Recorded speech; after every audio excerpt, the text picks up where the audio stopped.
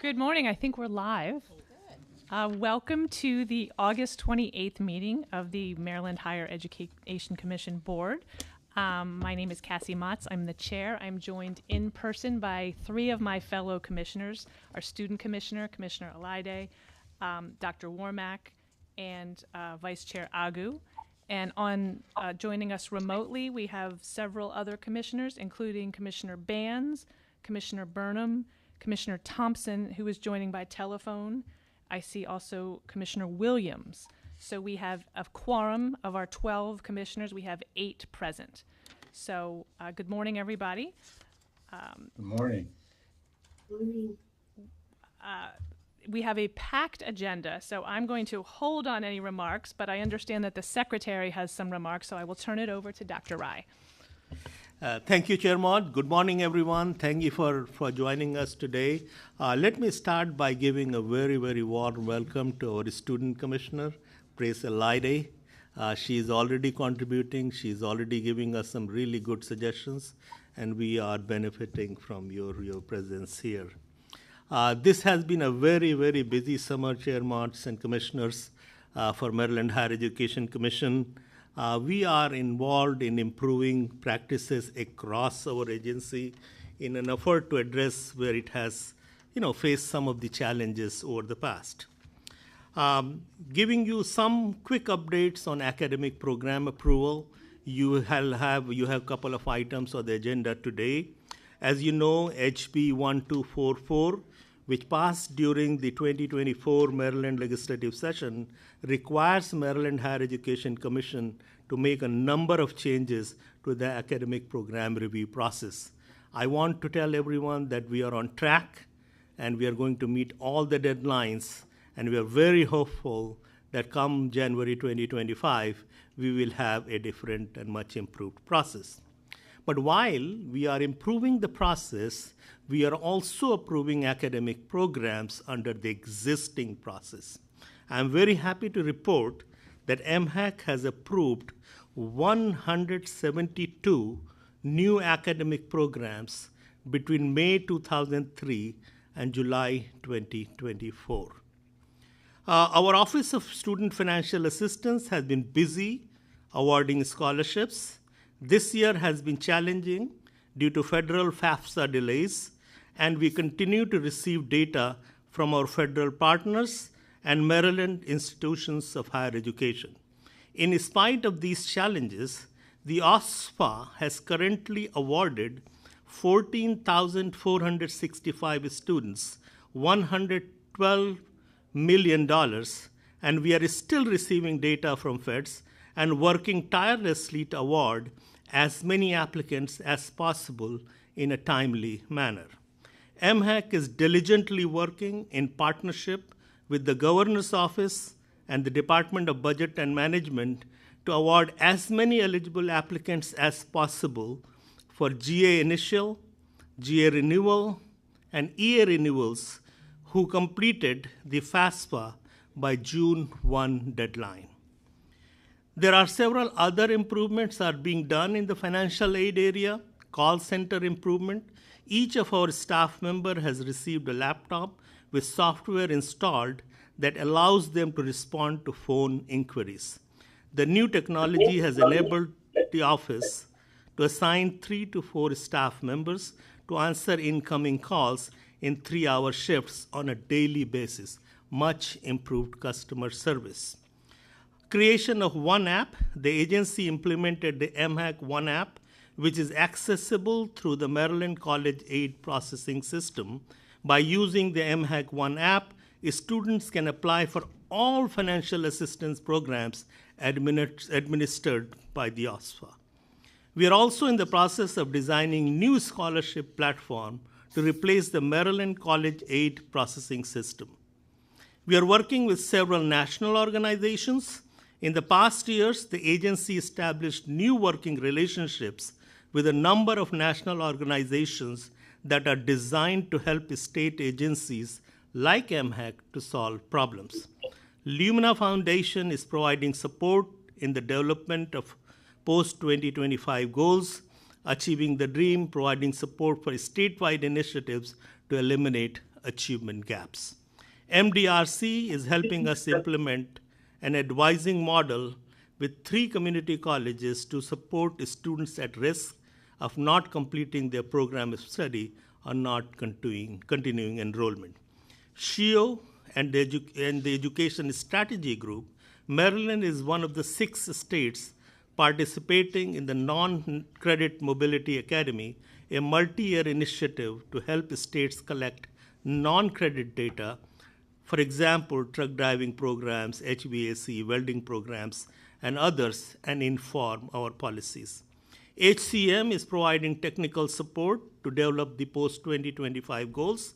IES grant is providing funding to support research on teacher preparation pathways. The same things all the time, and then you go, wait a minute, did I hear it or did I not hear it? Just like I'm sure you feel like you say the same things all the time. If I could just please ask you, if you're listening from your office or at home, if you could just mute your phone or video. Thank you. We are also engaged in helping addressing our transfer challenges.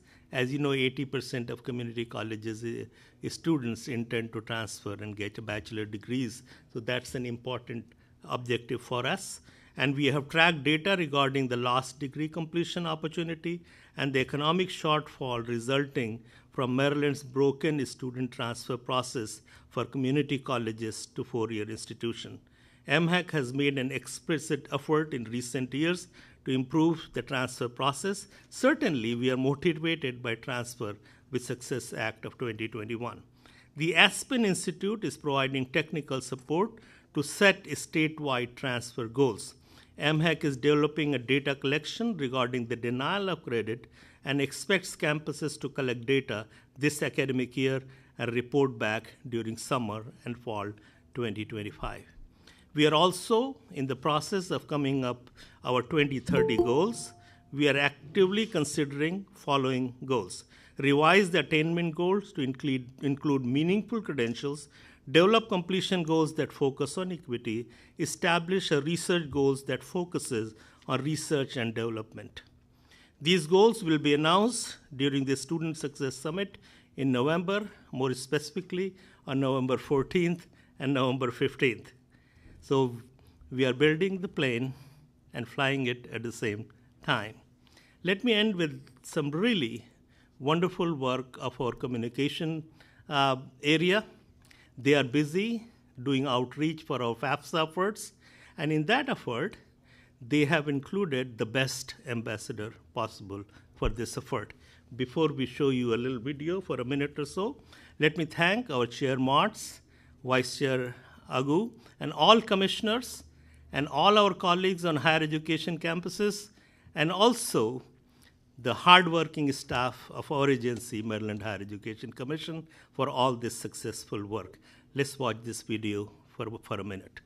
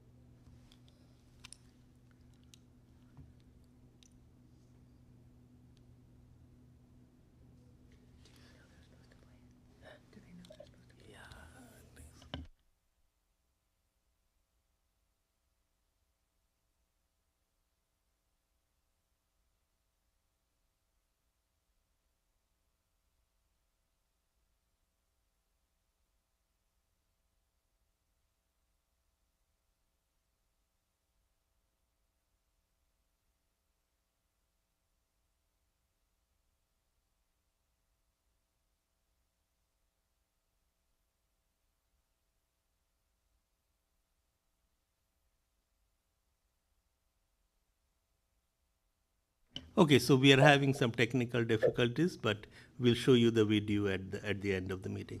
Chair Martz, back to you. Thank you, Dr. Rai, for that very fulsome update. The agency has certainly been busy this summer. We have no public comments, I'm told, so we will move down the agenda to approval of past meeting minutes. I'll start with the meeting minutes from our May 22nd, 2024 meeting. Do I have any comment on the minutes before we ask for a motion to approve? All right. Is there a motion to approve? I move that we approve. Second? I'll second. Thank you, Dr. Wormack. Any discussion? All those in favor, say aye. Aye. Anybody opposed? Any abstentions? All right, the ayes have it. And then moving to our June 26th meeting, which Vice Chair Agu chaired. Thank you, sir. Is there a motion to approve those minutes? I Oh, so wait. move. I think we may have just lost our, oh, here's the video. Can we just pause on the video just for a moment while we look at these minutes? Could you please bring back on the screen our fellow commissioners? Thank you. All right, the June 26th minutes, Vice Chair Agu moved to approve. Do we have a second? Thank you, Commissioner Alide. All those in favor? Aye. Aye. Aye. Any abstentions? Any opposition? The ayes have it. All right, thank you. I think the video looks like it's ready. It's a video of the governor. So please play it. Thank you. Hey Maryland, it's Governor Wes Moore here. Maryland students and families, listen up. You still have time to complete the FAFSA and secure over $7,000 in federal student aid. This money can help cover the cost of career school, community college, or a 4-year university. Visit the Maryland Higher Education Commission's website for a one-stop shop for resources that are going to help you on your education. We cannot hear it. Just We don't visit have any sound. mhec.maryland.gov.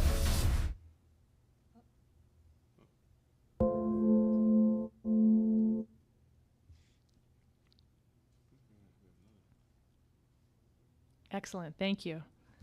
If you could please return to the screen with our fellow commissioners.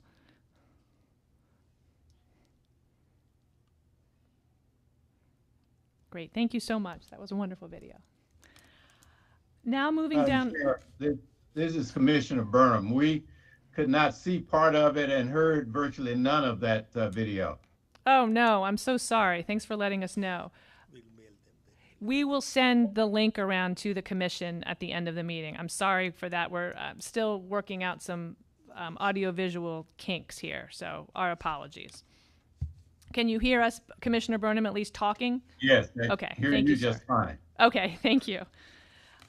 All right, well, moving to the agenda, looks like Dr. Dow has most of the agenda today, and it's a full one.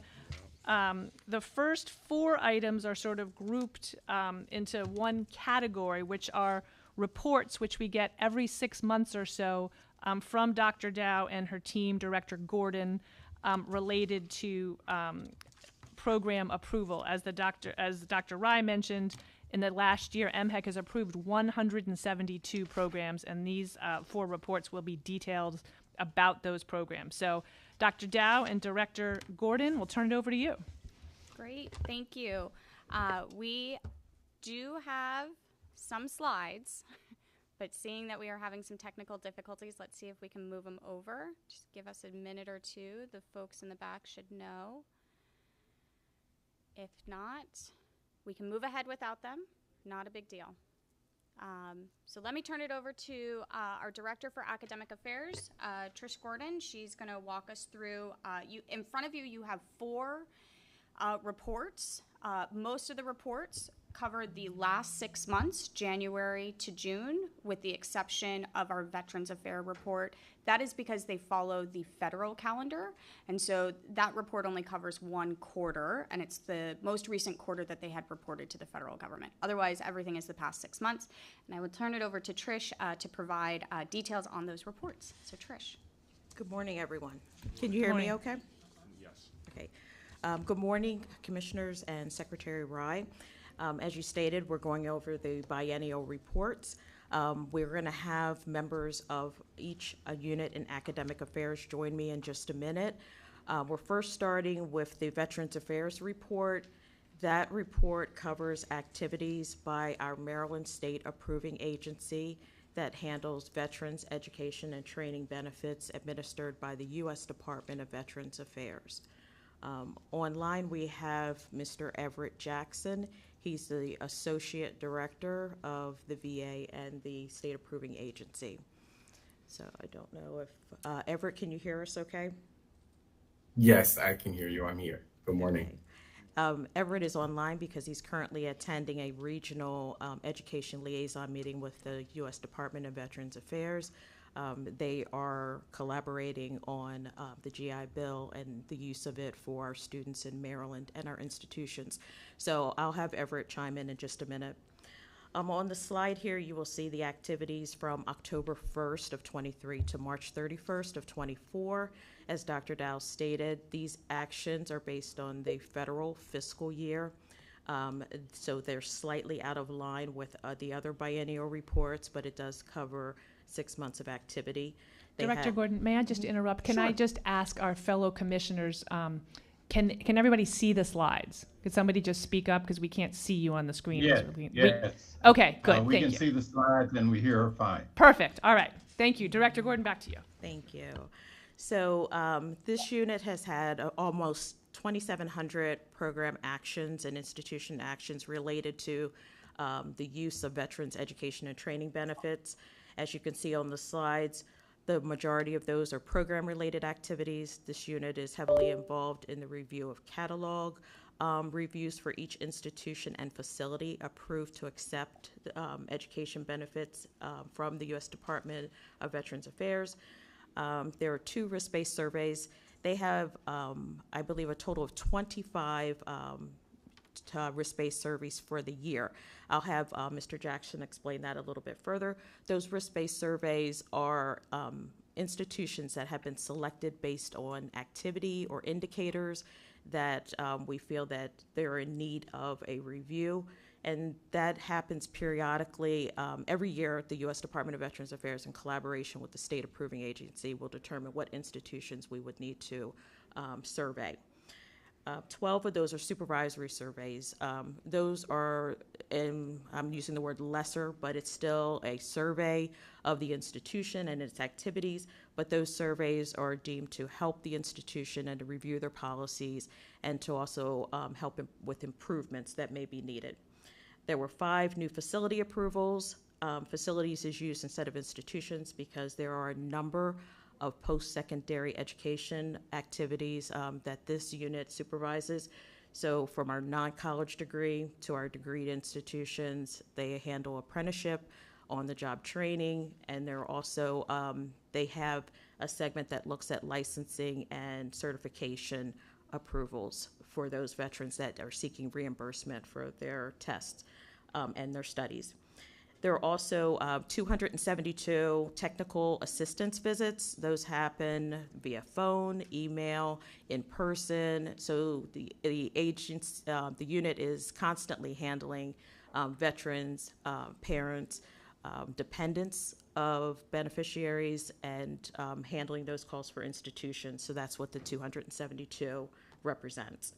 So I'm going to stop right there. Everett, did you want to add anything to that report? No, Trish, you pretty much covered most of it, but just to expound on risk-based surveys, those are identified based on data from the Department of Veterans Affairs. Some of these risk factors includes significant changes in tuition or veteran student enrollment.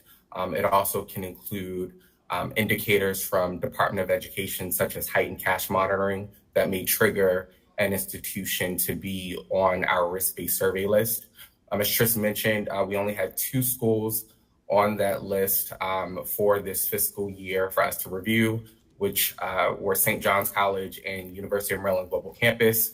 We determined those risk factors to be unsubstantiated after our risk-based survey review. But essentially, we asked for a lot of data and information from the institution up front in a pre-survey visit. where we review both student records and institution information in regard to their enrollment and their graduation and retention rates.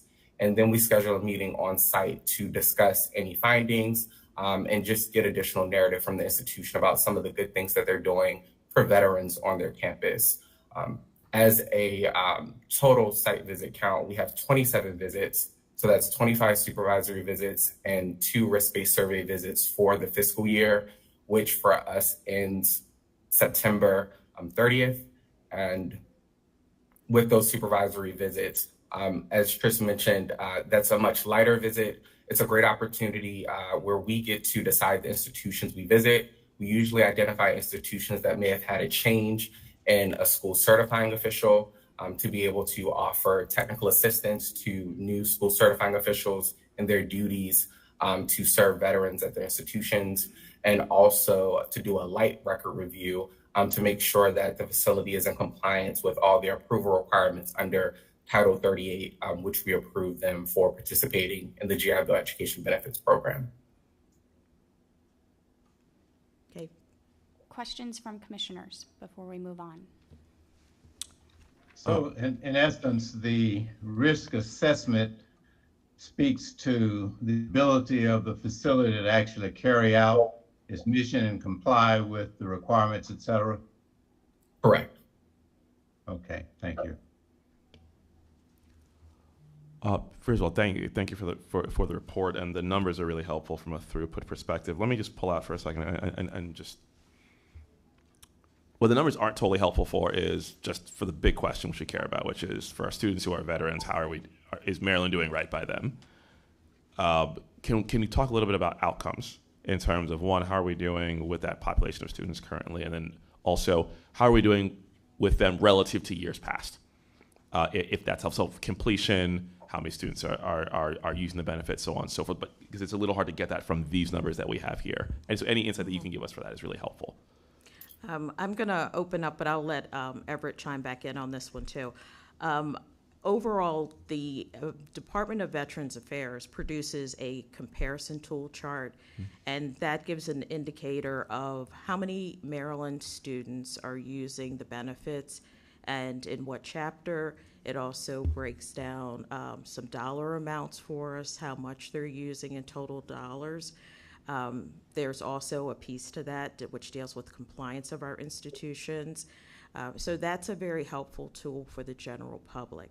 For our institutions, Mr. Jackson and his team provide regular reports to the U.S. Department of Veterans Affairs through their annual reports. They consistently are scoring in the highest rating category for their annual reports.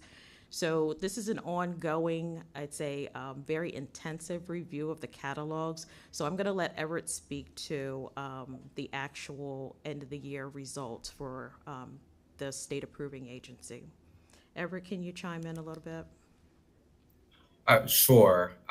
So to specifically answer in regard to student outcomes, in that regard, my specific unit, we don't track the student outcomes in this reporting with the Department of Veterans Affairs.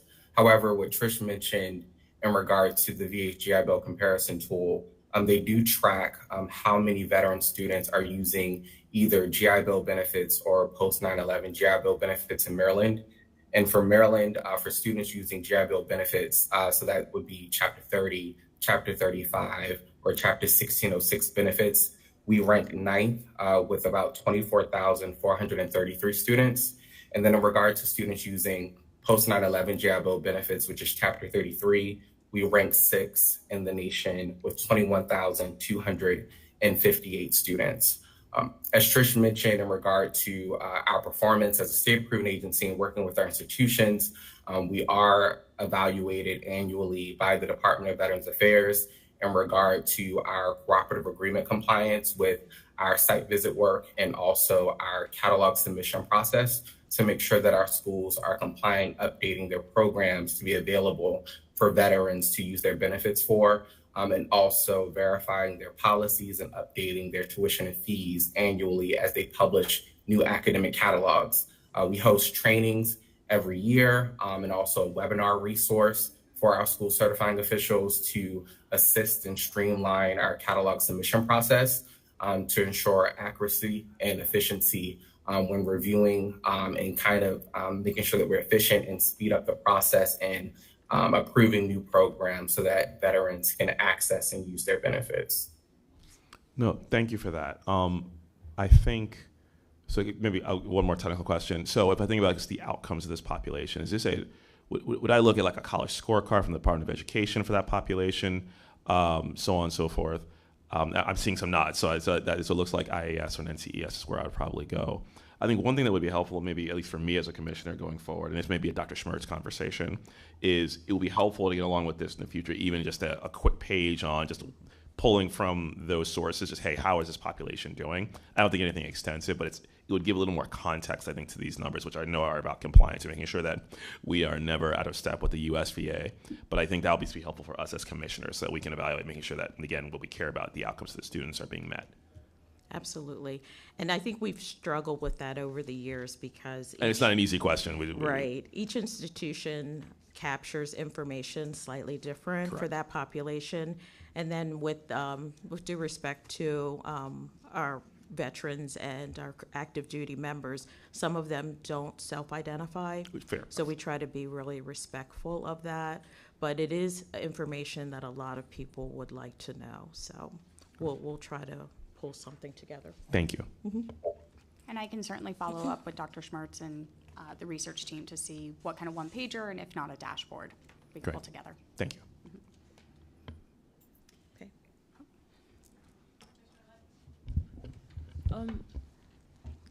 Sorry.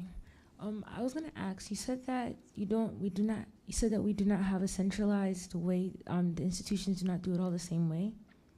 Is there any way that we can require them to do it the same way, to have a centralized, so when we have reports like this, they're all the same, formatting? Is there any way we can do that? That's a very good question.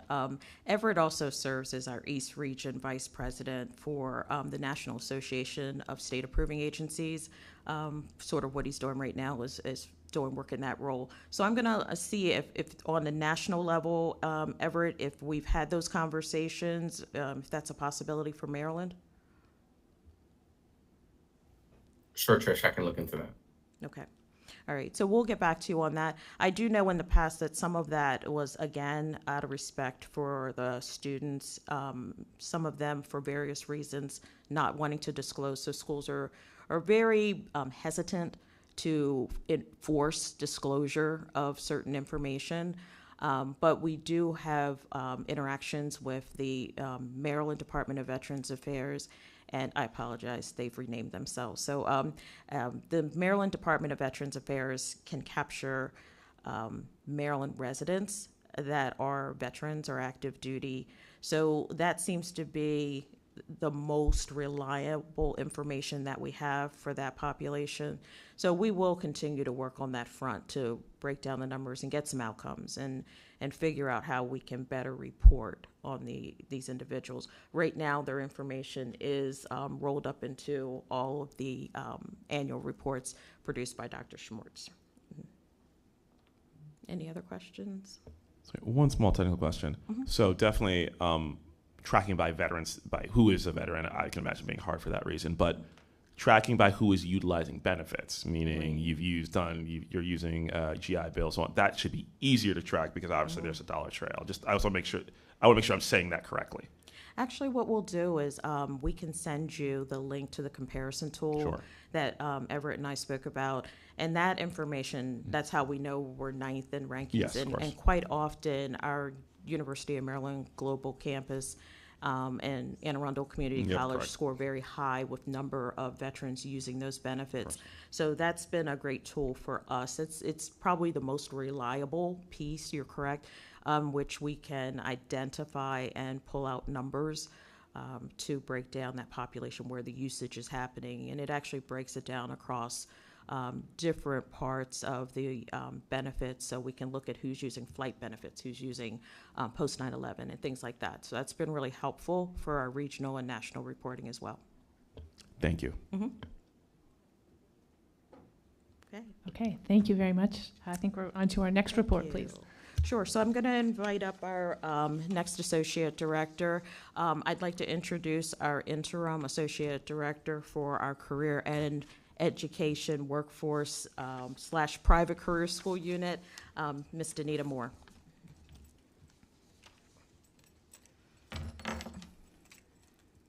Good morning. Yeah, okay. Good morning. Good morning. I'm a little nervous. No reason to be. So on our slides, again, we've captured the information. If you're following along in your commission book, these reports started on page 10. The private career school highlights starts on page 14. A summary of that information for the last 6 months, January through June of 2024. We had 60 training provider questionnaires. Just as a recap, our training provider questionnaires are the initial, I'm not going to say application, it's a questionnaire to identify a proposing institution's proposed training, how it's going to be delivered, so we can determine if they are required to seek approval from the commission to continue operations, if they're exempt, or if they're not regulated. So we had 60 training provider questionnaires for this review period. We had 5 new private career schools that those final action letters were signed off by the secretary. And some of these were really interesting. They had gone through the work of the approval process. We did an on-site inspection, and the team had vetted all of their student-facing documents as well as their policies of their institutions. So most notable, we've had Montessori Education, an additional institution there. Utilitrain is a utility training facility in Cecil County. It's always good to see new institutions in the corners of Maryland or outside of central Maryland. So that has been an institution that is providing training for utility work and commercial driver's license. And of course, we continue to have a number of institutions from our allied health and from cosmetology. There were 5 new programs approved in this reporting period. Again, our cosmetology and aesthetics programs. And we have 11 applications currently under review. So this unit is not only handling incoming training provider questionnaires to determine what are our new applications, but they're also modifying and doing revisions. And most recently, they sent out a notification for an annual report. So annually, these institutions are required to report to the department on their student outcomes. They're required to report any changes in their administration, and the team will evaluate that and give them feedback as well. So I'm going to stop right there and see if you have any questions, comments, or concerns related to this unit's activities.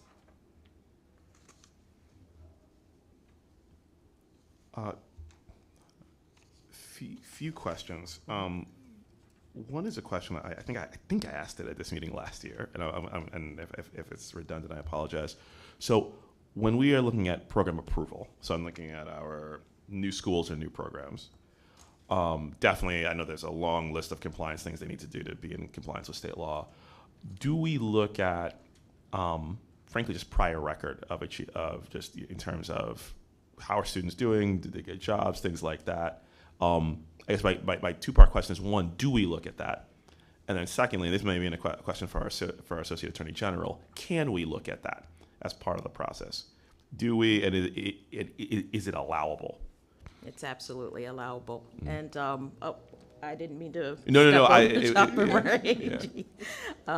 allowable in the form of our annual report specifically requests that type of information. That report is required of all of our institutions to give their outcomes for placement for the student enrollments.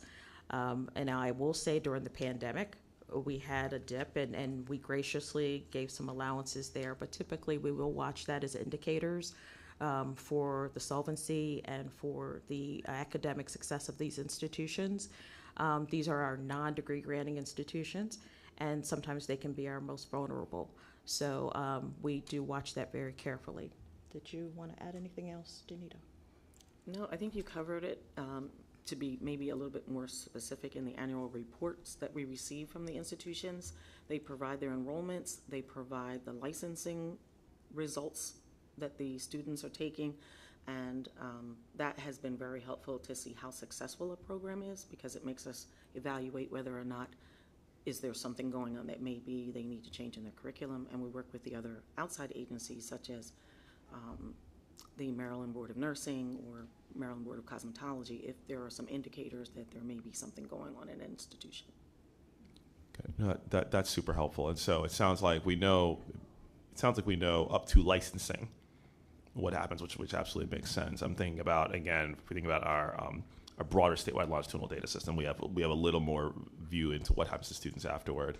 Let me ask a more blunt question. Are there schools that we did not approve? You know, we don't need to name them because we were not totally confident in the outcomes. And I don't need necessarily a number or a name, but I'm just curious, like kind of a yes or a no. Like, does that happen? It happens. I will tell you, before we get to that final decision part, the unit goes through a series of submissions and evaluations, because we do understand that these individuals are very passionate about their skills. They're very passionate about training individuals for the workforce, and many of them are coming from that exact experience. So they're not educators by trade. And with all due respect, there's a learning curve. And so we do allow the institutions to submit multiple times to the unit, and then the unit will give very specific feedback, but also keeping in mind that there is a time constraint and there are multiple applications in the process. So there is a threshold in which we have to say, you're not quite ready. And that does happen from time to time. And generally by the time that happens, there are very strong indications that either an institution does not have the academic capacity, maybe they're not financially stable, or maybe they don't have the administrative capability. So administratively, we like to see that they've had some experience in education. It's one thing to know your skill, it's another thing to be able to educate the masses. And of course in Maryland, we want to set the bar to a point where, because we're also responsible for school closures. So we've seen a couple of things, and we know that there are important factors that need to be considered when we're looking at approvals. So that goes very heavily in, but the unit is very diligent and spends a lot of time with the applicants. So did I cover all that? And then as far as the non-credit outcome, again, we have some emerging things that we're trying to do with non-credit. So that's currently in process. So Dr. Dowell, I don't know if you have more for that. Not much at this time. The private career school world is a data collection that does not go to our research staff. There's lots of reasons for that. Happy to go into those details if necessary. But we recognize that as a massive gap in our knowledge around students engaging in post-secondary education, and then ultimately moving those data over to MLDS to figure out reliable outcomes.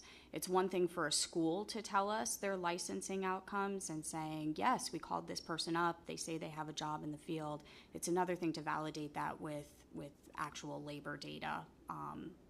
So that's part of this conversation when we talk about our work with the SHIO Non-Credit Mobility Academy, thinking through that administrative lift for about 140 private career schools to send us annual data that is validated at the student level for us to move forward, that we have reliability in what they're sending us.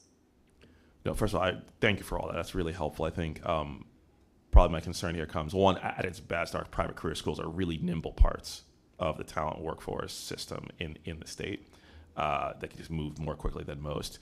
At their worst, they're a place where students get exploited. And bluntly, we want to make sure that we discourage that as much as we can in the state of Maryland. So this is a place where we want to, I think, fill in that gap. I'm curious to hear more on the non-credit side. But I think that's a place that worries me a bit, in the sense of, and also generally students are going to these institutions out of their own pocket, not because these are not credit courses. So again, that's kind of a double piece of concern. Let me stop there, because I think maybe there's another question. If I can respond to that real quick before we go to the question. you're absolutely right. Most students are taking their own funds to be able to pay for it. We do have, I want to say it's single-digit number of schools that are Title IV eligible, or federal funds eligible. So, but they're few and far between. They're mainly the larger, more nationally organized private career schools. Gosh, I lost the thought that you had shared before. I'll come back to it. You'll come back to it before the end of it. And there are also, we have a number of institutions that are also accepting veterans education and training benefits. So they are, and then we have the Jack Tolbert Scholarship that a number, probably over about 36 of our institutions are participating partners in. So we are constantly looking for ways to help those institutions get past that 2-year mark so that they can qualify for more funding sources. I remembered my comment. We, many thanks to the team, to Director Gordon and her efforts. Again, over the past 2 to 3 years, we have worked really hard to develop strong relationships, in particular with Board of Nursing and Board of Massage Therapy, because those, just as you said, Commissioner Agu, are the most vulnerable populations. We know we have bad actors nationally, and there have been attempts to move those programs into Maryland. I think I can say with confidence, because of our relationship with the boards, the licensing boards, because they're the ones who have been able to raise the flag, we've been able to work with those entities and say, no, you don't get to operate here. You need to go through a process and prevent students for inappropriately enrolling in a program that isn't approved, both as a school and as a licensed program. The tricky area is online programs. That is where things get a little gray for us. And so we still work, and I, again, shout out to the team for staying on top of those communications. When we get an anonymous email that says, hey, I think something's going wrong here, we look into that and we do our due diligence. I think we have a couple questions from commissioners. Commissioner Tabor-Stalen and then Commissioner Williams. Hi, I was just going to share that this is an area obviously that interests me a lot, and we try to stay on top of all of the new data tools. And there have been some really exciting ones even in just the last few months that make data that is very hard as a state to come by more accessible. One in particular I saw recently that looked at the ROI for any programs that are receiving any kind of federal funding. And unfortunately, the website is not working right now. I will put it in chat. But was able to download an Excel and really see very clearly which certificate programs in Maryland are having a significant negative ROI for students when you take into account the cost and the counterfactual earnings. So just an encouragement that as wherever possible, we're staying on top of the new data that's available and working it into processes, given the exact challenge you said of relying on self-reporting. Great. Commissioner Williams? Yes, thank you very much. Thanks for the great, robust discussion in this space, and Dr. Dow and team for your work and diligence, in this entire area. Related to previous comment, I wonder if you have some data or experience from national organizations or other states in your landscape analysis on how they approach this area and fill that gap in data for outcomes and other metrics that you're looking for. We're not alone. Among the 50 states and how we handle this. So I wonder how you have learned from other jurisdictions, what their approach is to fill that gap in data and how they're handling sort of the entire space here. That's a very good question. And I'll tell you, we're all in the same boat. We're all struggling to capture real numbers, consistent numbers in that field. And I think there are some federal initiatives that are pushing this industry to report more universally on how their students are performing. Currently, there's a lot of talk around gainful employment, and there's some concerns from the institutions that gainful employment may hurt the majority of those institutions, specifically the smaller ones, but it doesn't escape the larger institutions as well. So gainful employment would capture the outcomes, the actual placement numbers, and it also takes a look at the return on investment. So many of these institutions are handling probably our most difficult to serve students. And so they face a number of challenges. They're also working with students who maybe are challenged have always been challenged academically, and career readiness. So there's a lot of factors that play into gainful employment. And I think on a whole, as a nation, that they're slow to roll that out. And that would help us to fill in some of these questions that we're currently looking at. But as far as the nation's concerned, I think sometimes they look at Maryland to, instead of us looking at them, they're looking at us to say, how are you doing this? And we may be ahead of the curve. But I think that that's one of our biggest challenges in this space of non-credit. I think we're finally seeing the value and how it can impact the workforce, and we're speaking to it, whereas in the past it was kind of siloed. But now it's definitely a major impact. I think in Maryland we have about 20,000 students that we're consistently reporting that are in one of our private career schools or in our non-credit training space. And that's pretty significant because a lot of these programs are less than a year. So we're talking about 20,000 students that potentially could be graduating or entering the workforce after this training. So that begs we need to start putting a spotlight on this. But we have to work with our institutions too to make sure that they're given some support from the state, because this does make them very vulnerable when they have to report out on the most difficult students in our post-secondary space. So, is there any? That's great. Yeah, okay. Thank you, Director Gordon. Any other questions on this report before we move on to the third report? Chair Motz, I just want to make one comment.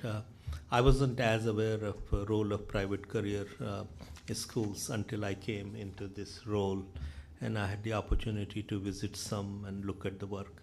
We always have opportunity to improve things, but a number of them are doing a really good work, and they are providing really important pipeline of talent in the state.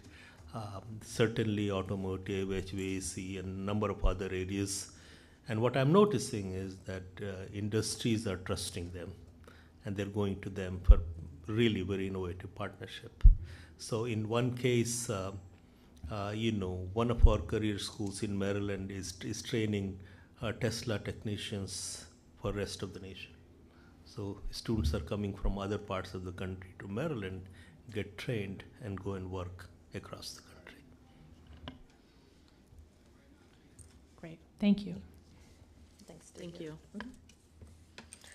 Okay, moving on to our next report, I'm going to introduce our Associate Director for Institution Review in our Collegiate Affairs Unit. This is Dr. Alex Shalou. She is our director for this somewhat fairly new unit. If most of you remember, our Collegiate Affairs Unit was one unit, and it was divided into two separate units. Alex handles institution review, which handles a number of items regarding institutions and their viability, anything from a new applicant to a renewal of an application. She also handles online distance education, student complaints, and also our distance ed work with NC SARA, the state agreement for reciprocity agreements. State authorization for reciprocity agreements. So Alex's unit handles quite a bit of work. So we're going to try to break this down for you and then allow you to ask some questions, and Alex will fill in some blanks for us. So in this reporting period, we've had 5 new degree granting institutions in process. The exciting thing there is that we have 2 osteopathic medicine institutions that are in process, and we've been learning a lot through engaging with those institutions and their partners. We also have a couple of faith-based institutions as well. We've had 19 out-of-state institutions seeking approval in Maryland. 8 of those were initial approval applications and 11 renewals. Some of those renewal applications were from a single institution that had multiple sites. So those are pretty consistent numbers for our annual reports. We have 10 degree granting institutions seeking a religious exemption. So just as a reminder, our religious exemptions are those our faith-based institutions that have received an exemption from our standard approval to operate in Maryland because they're designed for religious purposes. So the intent of the programming is for religious purposes. They are not accredited. They're able to operate in a somewhat siloed space for their community. We have 47 of our distance education. We have 47 out-of-state institutions reporting over 5,600 Maryland residents involved in online programming. And as I spoke about with our NC-SARA, our state authorization reciprocity agreements, we have 1,200, a little over 1,200 out-of-state institutions participating, and that's impacting over 40,000 students. And that's the space that we were talking about, where online is growing, non-degree and in degree space. So that's an emerging field that we're watching very closely, and Dr. Sherlock can speak to a little bit more about that. We have 41 Maryland institutions in Maryland participating in NC-SARA. So they are actually offering online programming to students outside of Maryland. So that's a general overview of our institution review. They have multiple processes within their unit, and they're working very diligently to develop process and to engage in training for the institutions that fall under their unit. And we have some new fields, some new processes that we're looking at that we may engage in the upcoming years of doing our mission statement review, also our review of nonprofit, the classification of nonprofit institutions. So the unit is very busy. Alex has done a great job in pulling together the team, and they are finally fully staffed, I'm happy to say, so that's really been a great help. So I'll stop right there and see if you have any questions or comments for either of us.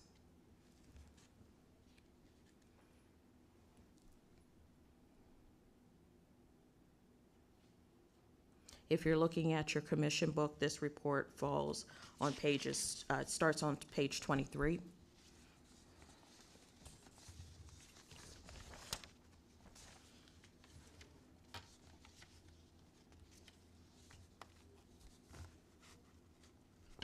All right, it looks like we don't have any questions. Very thorough report. Thank you. And now I think we're to our fourth of four. Is that right, Director Yes, Gordon? we're wrapping up. Okay. Okay, so our last report, I'm going to ask our director of that unit, Dr. Lindsay Silva, to come up front. Dr. Silva is responsible for our program review unit. That's the other half of our collegiate affairs unit, specifically looking at our academic programs. They are handling a lot of special projects, also handling their program proposals that they receive on the 1st and 15th of every month. As a summary for the last 6 months, the unit has had 78 new academic programs. There are various degree types and levels of approval for the academic programs. I'm going to let you guys ask questions. I can break that down a little bit for you. I don't want to read the slide to you, but as you can see, the degree types range from lower division certificates all the way up to doctoral degrees. They've had 13 substantial modifications. Those are our modifications that involve major changes to our institution's program. Generally, the trigger for that is a modification that involves more than 33% of the program that is changing. It's some major type of modification that requires a more substantial review and involves a circulation throughout the higher education community for comment or objection. They've had 142 non-substantial modifications. 44 of those are discontinuations, and 10 are modality changes. I'm going to stop right there for this report and see if you have any questions or comments. This is starts on page 32 of your commission book.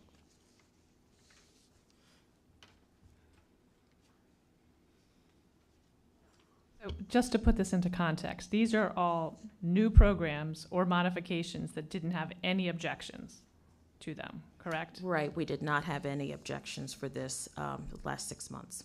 Great. Hundreds of them. So there is an explanation.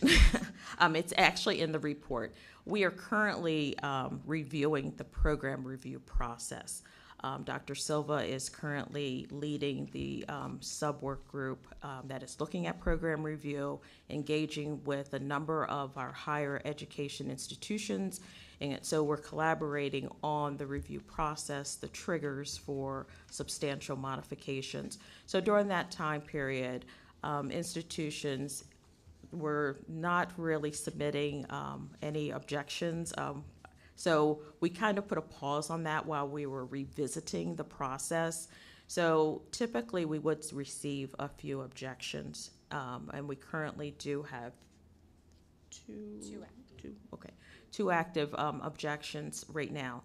So I'll let her speak a little bit more about that process if you have any further questions on it. I think that's excellent, and I think it's a good segue to the next agenda item, which are the regulations which we're being asked to vote on today. I think the only thing we're being asked to vote on today besides the approval of the minutes. So thank you for setting us up for that. But we're happy to hear more from you if you want to share more. I don't have much to add. Okay. You did great. Chair Motz, before you move on, I'd like to ask a question, please. Yes, sir.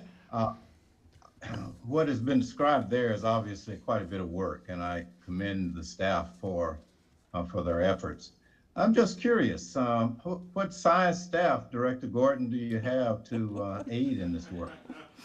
I am very pleased to announce that we have capacity for 25. We currently, in Dr. Silva's unit, we have a staff of 10 individuals. And that, thanks to recent developments, we received 10 people. In the past, we've had 2 analysts and a very small support staff to manage all of this work. And it was very challenging. I was here through those days as well. For our institution review team, we have 7 individuals. It's still a lot of work dealing with the number of applications and trying to give institutions some one-on-one support, because again, this is a very tricky space to navigate. So trying to help institutions understand the regulations, the requirements, our annual reports that we have to review, and also there's always a school closure in the midst. So we're very busy doing that. Our private career school unit has 5 individuals, staffing of 5. Right now we're at 4. And our veterans unit has 4 full-time FTE, and they are currently at 3. So the staff is, I am very blessed that I have the staff that I do, because they take this work quite seriously and they're very diligent with keeping things moving. So I applaud the staff for that. That is becoming more and more apparent, so thank you very much. Mm-hmm. Thank you, Director Gordon, and to your whole team, not only for the presentations today, but for your work throughout the year. As Commissioner Burnham said, this represents a huge body of work that you're doing day in and day out, and we really appreciate it. Okay, thank you for the recognition. Thank you, everyone. Thank you. Mm-hmm. So moving on to our next agenda item, the proposed regulatory amendments to COMAR 13B.02.03. Just to provide a little context, this past legislative session, House Bill 1244 required the Commission, in collaboration with the institutions of higher education, to evaluate whether the existing regulatory standard for substantial modification is the appropriate standard. And so MHEC did exactly what the legislature asked. I think even before the session ended, in March of 2024, MHEC convened a work group of all of the segments of higher education. They've met 5 times, and at their final meeting last month, they all agreed to the regulations that Dr. Dow is about to present to us now. And there are, in fact, some substantial modifications to the substantial modification standard. So Dr. Dow, we'll turn it over to you. Great, thank you. Before I dive into this, if I can just say a couple remarks based on some feedback that the commissioners have provided. We have a number of metrics that we are expected to report out on our timeliness of the various reviews that you saw in the reports just now. I'm pleased to share that many of our metrics have increased over the past certainly year, if not 2 years. One of those metrics is what we call our 60-day deadline. In the program review team, the most recent report that you just heard from, not all of those reviews, but a good majority of those reviews require the agency to act upon them within 60 days of receiving that proposal. I am pleased to say that we are in the high 80s. 94% of our proposals from last fiscal year were completed within that 60-day deadline. My understanding is the proposals that didn't meet the 60-day deadline, it's usually a day or two after the 60-day. We're not talking about 30, 40 days after. So I just want to give a shout out to all the teams, because all of our metrics have been increasing over the years as we've made substantial improvements. Congratulations. That's a huge achievement. And for the public servants working on the team here, it really, I think, many of us are or were public servants and recognize that it's important to maintain the public's confidence in government and in this agency. So congratulations to all of you, and thank you for your hard work. Great. Thank you, Chair Motz. I appreciate that privilege to deviate back to the previous topic. On to substantial modification. Just as Chair Motz noted, you had seen a preview of these regulations at last month's meeting. Enclosed are a final version of those regulations for your approval for initial adoption. On page 51 of your commission book, we have a summary of what the changes provide, increasing the threshold from 33% to 50%. One new element, in light of, we realized this after the meeting last month, the group had talked about this, so it wasn't something, we just neglected to include it in the draft that you saw. We also recognize that institutions are making changes to programs that are motivated by a licensing board or an accreditor.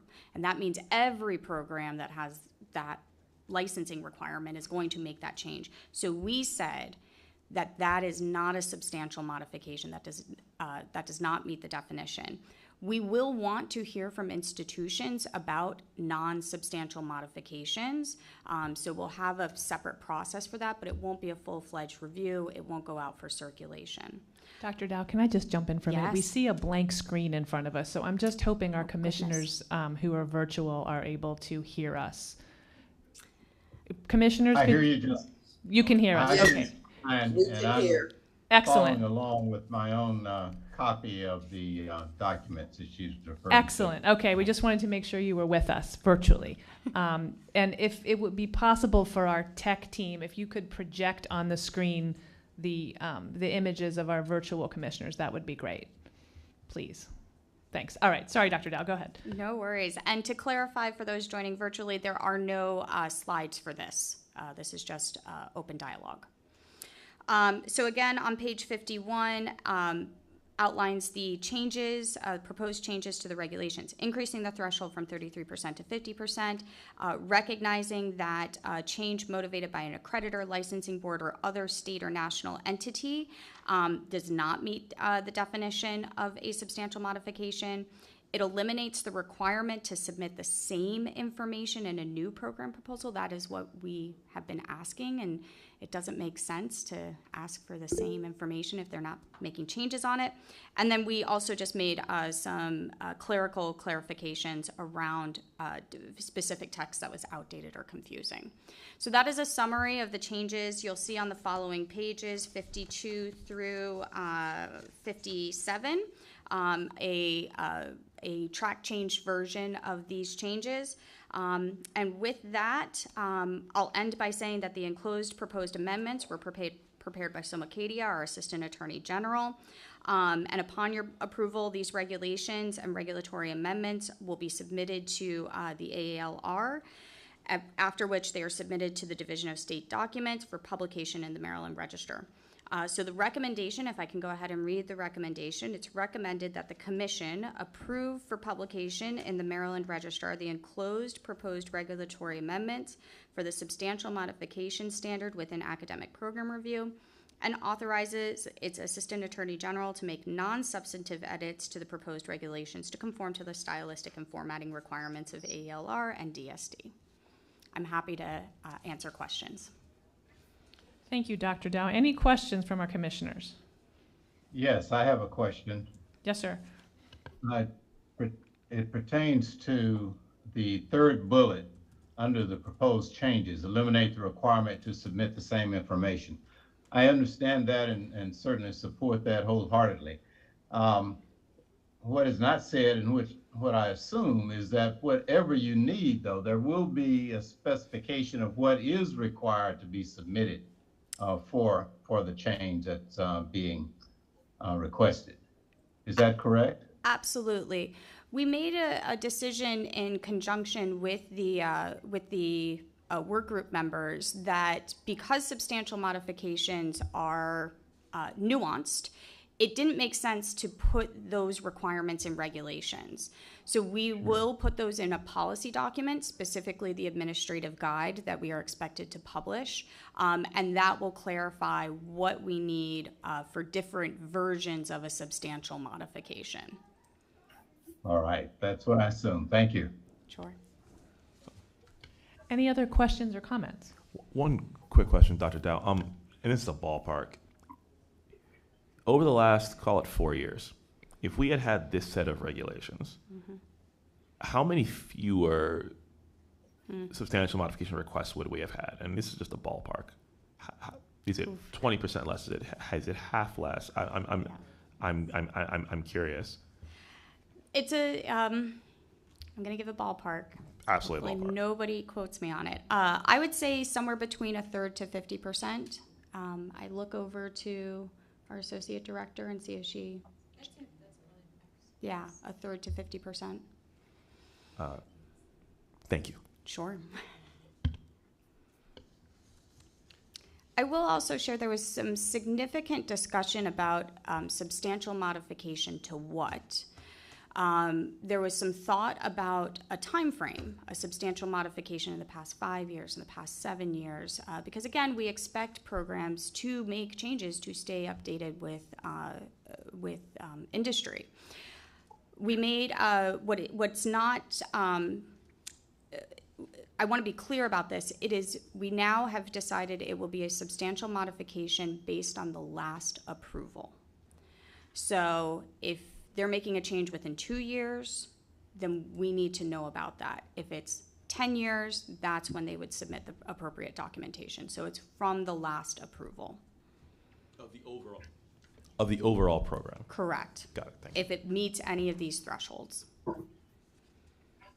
Commissioner Alaide, did you have a question? I do have a question. Hopefully you can hear me. On page 51, point number 4, it says remove the text that was outdated or confusing. Is this one deemed by the commission that like it is outdated, or is the institution saying, okay, this is outdated, so I can remove it? It was a joint effort by both agency staff and the work group members, so individuals from the colleges and universities or the segments. So they can just decide to remove it, the text, because it was outdated or confusing? No, so the changes that you see, the proposed changes that you see in the following pages include deletions of outdated text. So let me see if I can find a good example. Oh, on page 54, item E3, that parenthetical statement, for example, an institution offers a program in psychology and wishes to add a new area of concentration. That parenthetical has been very confusing to the entire community about what that means. So we agreed, and since it's a for example, it's not a regulatory standard, we've opted to delete it. It is a proposed deletion from the text. Thank you. Sure. Let me make one point. I really appreciate all the hard work on this. This is a difficult thing. When you look at academic curriculum, how do you calculate percentages, right? So these are, long-standing issues, how we look at academics, right? And we have to try to get away from it. One of the criticism of all of us in higher education is that we are slow to react. We are in a digitization age. Things are moving fast. by the time a computer science textbook is published or printed, curriculum of business and industry has changed. So we have to make it easier for our institutions of higher education to do the modifications. My concern will be that if we are not getting requests for modification, that would something that would worry me. So I am really interested in this, and I think this is really a very good step in the right direction.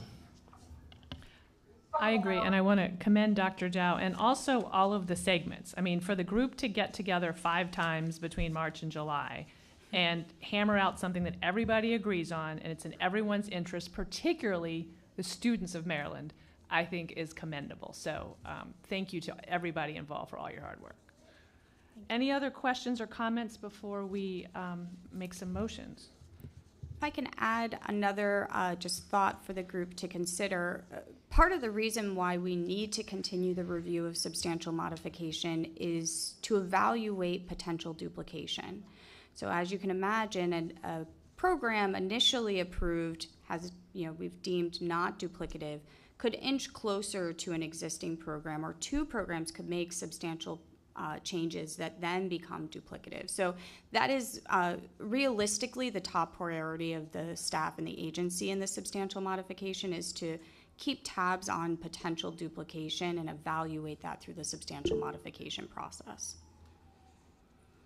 Thank you. Any other, Commissioner Lydig? I just have a question. Why is duplication a problem if they're serving because as I was reading the book, the Performance Accountability Report, if some institutions have have different goals, why is duplication, if they're serving different communities, why is it a problem? Great question. And if I could ask that you hold that question, because that will come up very explicitly when we talk about not the next agenda item, but the agenda item after that, about how we define duplication and what that looks like. Okay, thank you. Sure. Thank you. Was there a virtual question? I thought I heard a hand go up, possibly. So I had a comment. This is Kathleen Vans. Please go ahead, Commissioner Vans.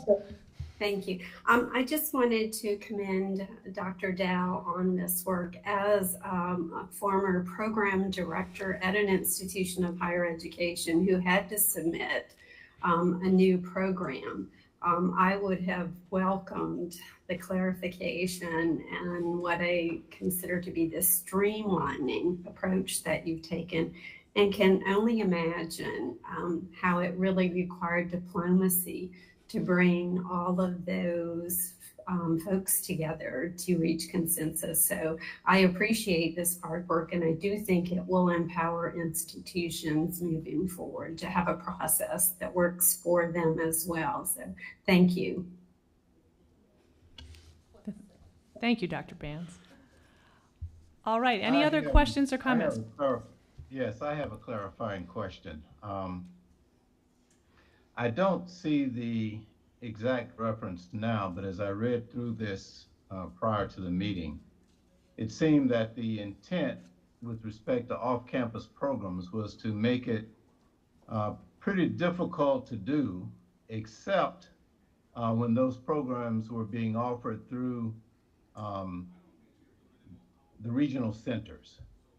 And I thought I saw a reference to master's degrees specifically forbidding institutions to offer even a course at an off-campus location. Did I misread that, or is that embedded in these changes? I believe that change is embedded. I believe that is embedded in these changes, that we are making it easier to be able to offer, particularly at our RHECs, initial programs of study. So I hope that is clear and can answer additional questions. But again, that is, I'm pretty confident that is the case. That is something the work group discussed. And I know that I'm confident that they are reflected in these draft regulations. Commissioner My, Burma, is that? you know, my concern was that in-state institutions, the publics as well as the independent colleges and universities, and even the community colleges would be on par with what out-of-state institutions and particularly for-profit institutions could do in terms of offering programs at various places within the state. And so it seemed to me that what this sets up is a situation where one of our institutions in Maryland, independent or public or community college, would be barred, say, from offering a course as part of a master's program at a mall, whereas an out-of-state institution could come in and simply set up anywhere and offer whatever they wanted, since we have more limited leverage over them. Am I misreading that? Can you allay my concern? Sure. I do not believe I'm doing a quick review of this, but I'm, again, fairly confident that there is no prohibition of what you have just described. An institution can offer single courses at off-site locations. The challenge is when there are multiple courses or an institution is advertising that the full program is offered at an off-site location, then we do care and we want to look at that, again, in the context of duplication, access to students. But no, just generally, there's no prohibition of a single course or even 2 or 3 courses. It's when there's a threshold. I believe the threshold is 33% for an off-site program. If more than 33% of a program, and or if the campus is advertising, we're offering this new program at New Carrollton, then we need to know about that. Okay. Does that help clarify and ease your concerns? Yes, if that's correct, I feel much better. Thank you. Great, thank you. And Dr. Dow, also those out-of-state institutions would need to receive initial approval. Absolutely. To do what's described. So they would not escape having to go through some type of process for that. Correct. Okay, and that's exactly what you just saw in the institutional Correct. review report. Correct. Is those out-of-state institutions getting approval to operate in Maryland. Great. And for what it's worth, those out-of-state institutions, they have to initially be renewed every year, and then after the first 5 years, they can request to have an extended renewal. So we are keeping tabs on them regularly. All right, good. Thank you. Mm-hmm. Great discussion. Any other discussion or questions? All right. I'm going to ask for a motion to approve for publication in the Maryland Registered the proposed regulatory amendments that we've just been discussing for the substantial modification standard within academic program review. Do we have a motion? So moved. Second. Second. Any discussion? Further discussion, I should say. All right. All those in favor? Aye. Aye. Aye. Any nays? Any abstentions? All right. That's unanimous. Second motion. Do we have a motion to authorize the Maryland Higher Education Commission Assistant Attorney General to make non-substantive edits to the proposed regulations to conform to the stylistic and formatting requirements of the Legislature's Joint Committee on Administrative, Executive, and Legislative Review and the Division of State Documents? So moved. I so move. Do we have a second? Second. Excellent. All those in favor? Aye. Aye. Aye. Any nays? Any abstain? That was an aye, I believe, from Judge Howe. All right. Any nays or abstentions? Yes, it was. Thank you, ma'am. Okay. That's unanimously approved. Thank you. Thank you so much. Thank you. Great work. Moving through our agenda, the next item, also led by Dr. Dow, you've been a busy woman, is the draft appendix on the statewide needs analysis for our review as commissioners. And again, just the background on this, also as part of that same bill this past legislative session, House Bill 1244, the legislature required the Higher Education Commission, in conjunction with two other state agencies, the Department of Labor and the Department of Commerce, to collectively identify, define, and compile data regarding workforce needs in the state. This is a topic of great interest to your commissioners. We are very interested in a uniform set of data to define the needs across the state. So I believe, Dr. Dow, you're going to give us an update on where you are with this, and you may have an economist working with you on this, so we will turn the floor over to you. Great, thank you. So let me invite our chief economist from Department of Labor to join me. And I will let him introduce himself real quick. Thank you. Good morning, everyone. My name is Michael Sires. I'm the chief economist with the Maryland Department of Labor. And so Welcome. him and his team have been helping us with this initiative and thinking through how this is all going to work out. I understand, I don't want to speak for you, but Department of Labor is equally excited about this initiative. Yes. So it is quite the collaborative work. I regret to share that Ms. Sarah Shepard from Department of Commerce, she has been the point person at Commerce to work with us. She's actually literally right across the street right now at an apprenticeship meeting. So we have her on speed dial should we have any questions around commerce, and she said she'd run over and help answer questions. But in the meantime, the bulk of this work really is about Department of Labor metrics and where we're at. The point of this presentation is for you all to get some insight of how we're thinking of laying this out.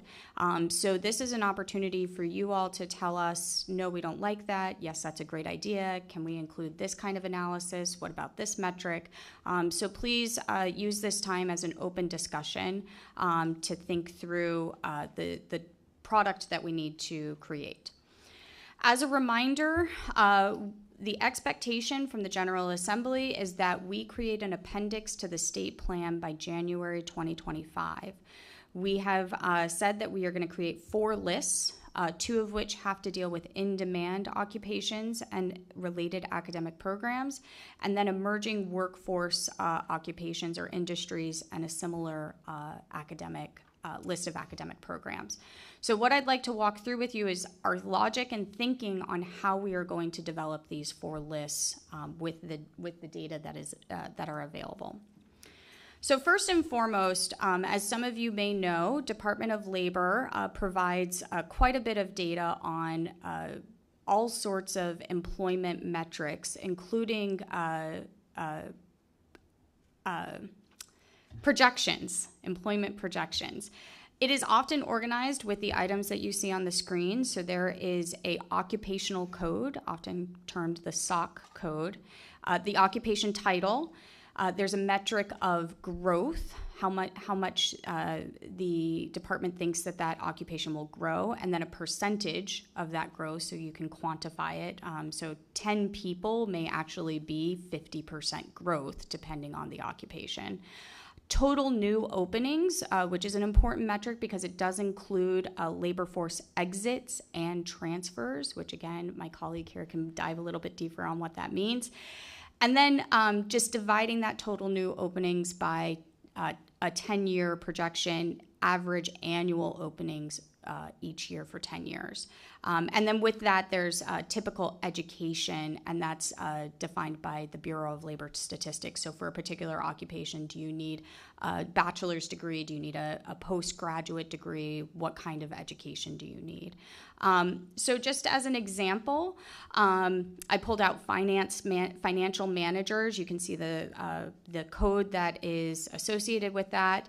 There's a growth of about 3,100 individuals. If we put that into a percentage, that's nearly 18% growth over the next 10 years. Total new openings, about 16,000 new openings, which really translates in about to 1,600 new openings every year.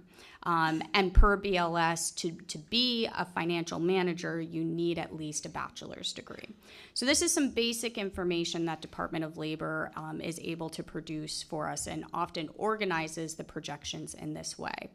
Before I move forward, let me see if you all have any questions about these metrics and the numbers that you see up on the screen. I don't think we see any numbers on the screen. I'm so sorry. On the PowerPoint, Yes, perhaps. probably this slide. Yeah.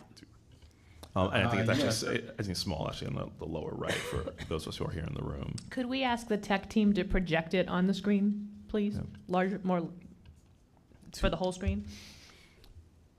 Thank you. Two quick questions. Well, I'm sorry. Go ahead. Sure. Two quick questions. This comes from as someone who used to work at the Federal Department of Labor. I spent a lot of time with this data. Two questions I have. One, if I were to have the ONET team here, they would say the economy moves faster than they can create SOC codes.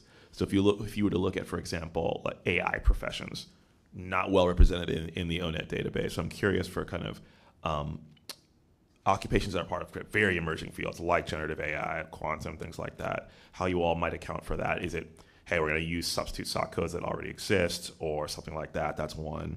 And then secondly, for the typical education, and feel free to just tell me you're going to follow what BLS says, but as you have more thought about, for example, certain professions may not require, for example, if I were to look at administrative assistant today, any job, I think 100% of job postings for administrative assistant require a bachelor's degree.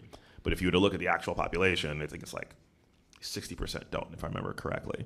I'm curious for those two parts of the analysis, how you think about new professions that may not be in the ONET database. And then secondly, how you think about shifting requirements in terms of a level of education. And if the answer is we'll just follow what BLS does, that's okay. Yeah, so I guess on the first question, that's something that we definitely struggle with because, as you know, even within cybersecurity, as that's a key sector for the state of Maryland, but and when you think about that from an industry standpoint, what is a cybersecurity firm? That's something that the Bureau of Labor Statistics and all of our stats agencies haven't quite caught up in. Translating that down to occupations gets even more complicated and even more difficult. So it's always something that we're running up against, and that's why I think the bill that passed as effective July 1st did a really great thing in having MHEC work together with the Department of Labor, where we're looking at some of the standard data, but also the Department of Commerce, because they can say, here are key industries that we really want to make sure that we focus on, such as quantum computing and AI. Those are key lighthouse sectors for the state. We want to make sure that we're focusing on those. And so how do we make sure that we're being intentional about including those in our state workforce needs? So even though that's maybe not a standard SOC code that we look at the Department of Labor, it's still something that we're trying to make sure we capture within this analysis. For education, I think hit the nail on the head. That is absolutely something that we run into all the time. We are using typical education just as the Bureau of Labor Statistics says this is what most people in this field have. But we know that that's not everybody. And that's something that we're really looking at a lot, especially from the Department of Labor standpoint when we're thinking about apprenticeships or other ways that we're going to bring people into work. As we know that not everybody needs to just go through that standard 2 or 4 year pathway, but maybe there are other ways we can engage people with these occupations. So we're just using, the short answer is we're just using what the Bureau of Labor Statistics reports out as kind of standard, but completely agree that that doesn't necessarily work for everyone. And to be honest, I think the value of the standardization is almost important just to have a process as good as it can be. I think probably a next step, I think, for this advisory group will be creating at least a process for the things that fit outside of the other. And again, I think about some of these truly emerging fields like AI, like quantum computing, even parts of cybersecurity that BLS will just not catch up. And I'd say not to be pejorative, it's just true. But I think just having a standardized process for that, so that what we want to spare you all from is having to freelance each and every single time something like that comes up. And so I think creating a standard process for that will be helpful. I don't think we necessarily need it at this very moment because I think most of this will probably take care of 85%, 90% of most objections. But I think we want to hopefully create a process that will save you all from having to be kind of put in the middle again and again and again. Yeah. Completely agree. And Commissioner Atwood, that's exactly what we'll talk about at the end. Yep. That's a great point. Any other questions before the team continues their presentation? Just wanted to follow up on the question and the answer that we just heard. Is there embedded in the law a requirement that the process be re-evaluated annually so that where definitions need to be adjusted or made, that will happen on a regular basis? Absolutely. You are absolutely correct. We will, so this will be an annual list that is updated regularly. Okay. I think the cadence will follow a January adoption, so it will be a list for the calendar year. So as of right now, we're envisioning this to be the 2025 list. Once it's released, we will continue to work internally amongst our agencies, and then likely come back with some public revisions in June, July, August, out for public comment in the fall, and then back to you all for the 2026 iteration, so on and so forth. The expectation is that we will, especially over the next 3 to 4 years, make continuous improvements. We know that the 2025 list is going to be basic, if you will, just simply because of the timing of everything, and we won't be able to dig deep into licensing board data and other national statistics, but that will be included in future iterations as justification for inclusion or exclusion on the various lists.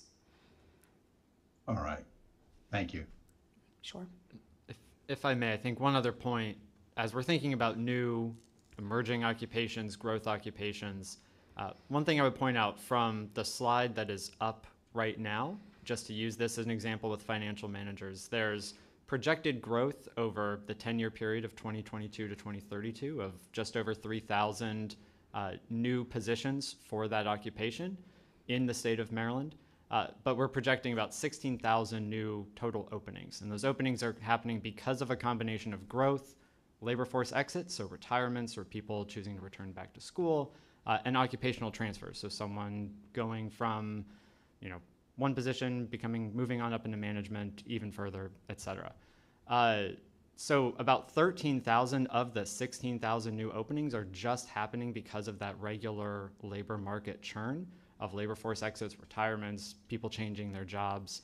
And so I think one thing just to kind of throw out there is that growth is a really important part of the forecast, but may not change things year to year as much as we might expect. A lot of what we're seeing is really driven by just, we have a really large workforce and there's going to be a lot of turnover, and so we need to be sure that we're filling those open positions. Thank you. Great. Okay. On to the next. So this was just an example of the data that Department of Labor can provide. This is all public data. This isn't anything that is hidden behind a paywall.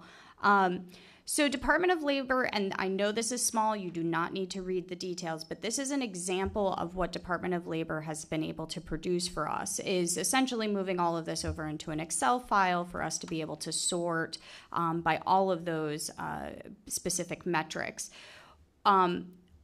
We have, so now we have this information in an Excel file. We can then sort, we can manipulate the data further.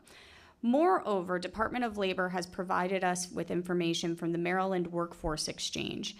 The Maryland Workforce Exchange is a state-run job posting board for among other things, but it catalogs all of the various job postings, both private and public, and what those job postings look like. So Department of Labor went through the 2023 postings and identified the top 200 occupations for job postings. And so you can see on this list registered nurses as the top posting at 70,000, and then the next highest is computer system engineers and architects at 14,000. So that clearly indicates we need nurses across the board, and we all knew this, but it just reiterates that need. So there are two primary sources right there from Department of Labor that we can rely on in terms of occupations that are in high demand. Similarly, as we've just referenced and alluded to, Department of Commerce has right now what they are calling key industries. Department of Commerce is actively revising their strategic plan, and I think we're moving in a direction of calling them lighthouse industries and narrowing them. There's about 11 on the screen right now. So we're keeping in touch with Department of Commerce to make sure we're organized in the same fashion. But these are the key industries that, as Michael just noted, are going to help us fill in the gaps that Department of Labor occupations don't necessarily encompass. So you'll see right now the key industries include cybersecurity, IT, this idea of a creative economy. And Department of Commerce has quite a breadth of information on their website on what that looks like, highlighting some key business partners and initiatives to bring industries to Maryland to grow their product and wealth. So with all of that, this... One quick question. This is going back. So I'm thinking about, again, going through the program review process when we've had objections. Obviously, looking at in-demand jobs, this is key for us. But as I think about, in legislation, does it require how we weigh industries that we are in versus industries that we want to be in? Let me take an example. Data centers. Currently, if you were to compare us to Virginia, we're not even close. This is a place that we would like to become bigger in.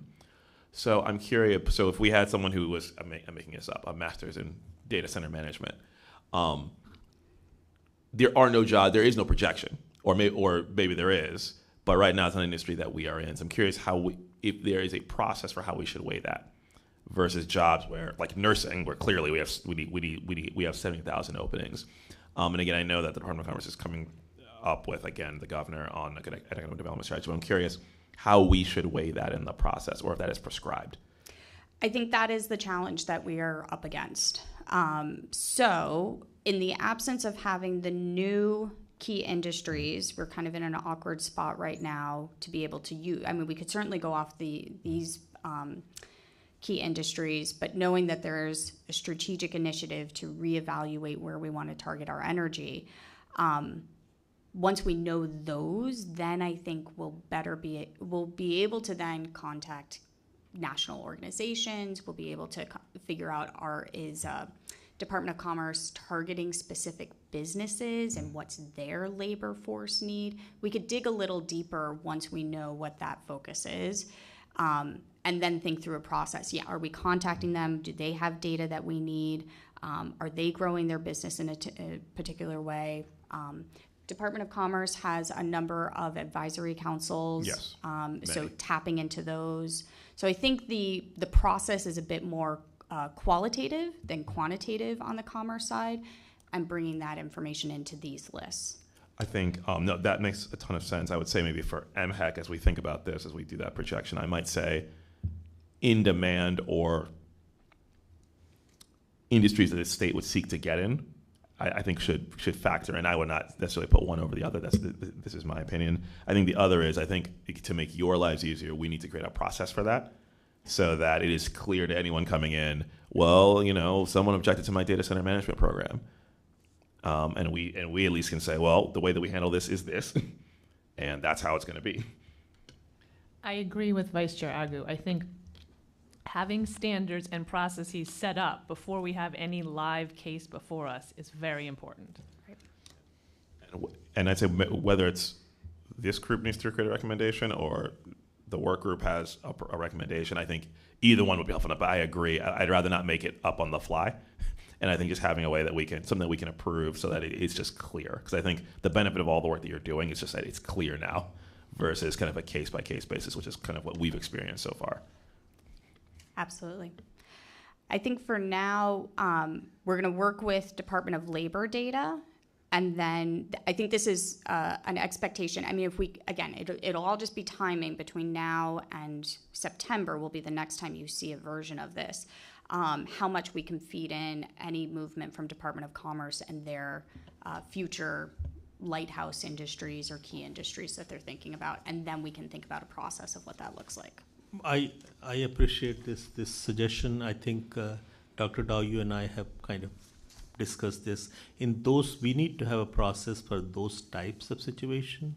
where we seek formal input from Department of Labor that this is a situation, how do you recommend, right? So, and that information should be presented to the commission when they're looking at those situations. Thank you. Thank you. So this will not be the first time you're seeing this, and in fact, you're probably going to see it quite a few times over the next several months. So again, our first final product is a list of state and regional workforce needs. For the 2025 iteration, it will likely just be a state analysis. For the 26 iteration, we'll be able to dig deeper on regional need, but for now, looking at state workforce need. So again, we're working with Labor and Commerce to finalize this list. Some open issues that if in case you care to weigh in on, cutoff points. So again, as I mentioned, Department of Labor graciously gave us the top 200 occupations that are advertised on the Maryland Workforce Exchange. 200 is a lot. Do we do a cutoff point that more than 2,000 job postings? Do we do the top 50? We have some ideas internally, but wanted to see if commissioners wanted to weigh in on that. And then just thinking through how we're going to merge the two sources of workforce exchange data along with projection data. Question here, and I remember this coming up specifically from our physical therapy debate. So there are job openings. Then there is how many graduates are we on track to produce for those job openings over the same period? We had a very big debate about that, if you remember. I would probably argue the cutoff should really be what's the delta. So for example, if let me use physical therapists, we need 10,000 physical therapists, we're only going to produce 8. All right, there's a delta of significant size. Therefore, that should weigh in. That's just my 2 cents. But I'm curious, and I feel like I saw a slide here. Can you just talk about, I think the slide, it's on, for me it's page 7, but it's not the same for you, but it's the Maryland current production of graduates. Yeah. You're getting ahead of us. Oh, sorry, apologies for that. But to me, that's what I would do. What is the delta between how many people we're going to produce versus how many slots open we expect there to be versus an actual number? So hold that thought, because I'll get into, and again, this is just a template idea of how we've been thinking about it. So if you want to move in a different direction. So I think that comes into play in list 2 on academic programs.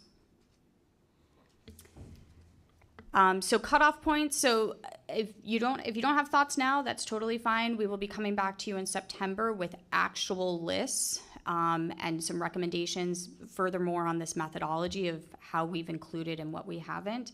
But know that these are the issues that we're trying to tackle right now. Okay, our second. So we're working on a list of state and regional workforce needs. So next up is a list of academic programs that would address the state and regional workforce needs. So bear with me to keep along the line of the example of the financial managers. So again, on the screen, you see that there's a growth. There's new openings that are going to happen, leading to about 1,600 annual openings for the next 10 years. I also identified this one because it is currently under Commerce's key industries, financial services. So I'm not saying that it's actually going to be on the list, but all signs indicate right now that it's going to be on the list. It also has about 1,900, close to 2,000 job postings on Maryland Workforce Exchange. So it kind of checks all of those boxes as an in-demand field. So how do we then identify academic programs that lead to the occupation of being a financial manager? What we can use is an existing crosswalk that some of you may be familiar with. It's called a SIP to SOC crosswalk, where we use those occupational codes, and they have been predetermined to align with a SIP code, which is a program classification. There are 867 SOC codes, and there are over 2,800 SIP codes. So for every occupation, there are oftentimes a number of potential academic programs that lead into that occupation. So, in the context of financial managers, there are 11 different types of academic programs or SIP codes that could lead to an individual moving into a financial manager role. So, these range from accounting and computer science to risk management, international finance, public finance, so on and so forth. So, you see a list of those. So, we've already gone ahead and done the exercise. Okay, then do we have these programs in Maryland, and where and how many students? So let me just highlight the programs that we do have per these SIP codes. So for that so first and foremost, we do not have anybody using a SIP code under accounting and computer science. I do not want to misinterpret that we do not have accounting and computer science programs. We just do not have programs using this specific SIP code.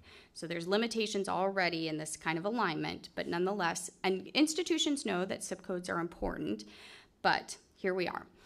We do have a couple of programs in financial analytics. Those are at the master's level, so that's interesting. We do not have any programs in risk management. We have one program at the master's level in accounting and finance. We have one program in accounting and business management at Anne Arundel for a lower division certificate. And then really the bulk of our programs, particularly at the bachelor's degree, which is what BLS says is the minimum education requirement, is in this general finance SIP code. The remaining SIP codes, we do not have programs using that SIP code. But Dr. Dow, just to get back to your point before, do we think these programs don't exist, or they're just not using the SIP code? It's going to be, so that is where, so I want to preface that this is initial analysis. This is just solely for the purposes of example. So we've got to start somewhere. Let's start with SIP code analysis. The next step would be to look at other elements like a title, looking at kind of even just a Google search of academic programs out there. So if somebody says, I want to be a financial manager, where do I go to school? What's out there? What kind of information are students gaining from that to make a decision about academic programs? Additional question. Are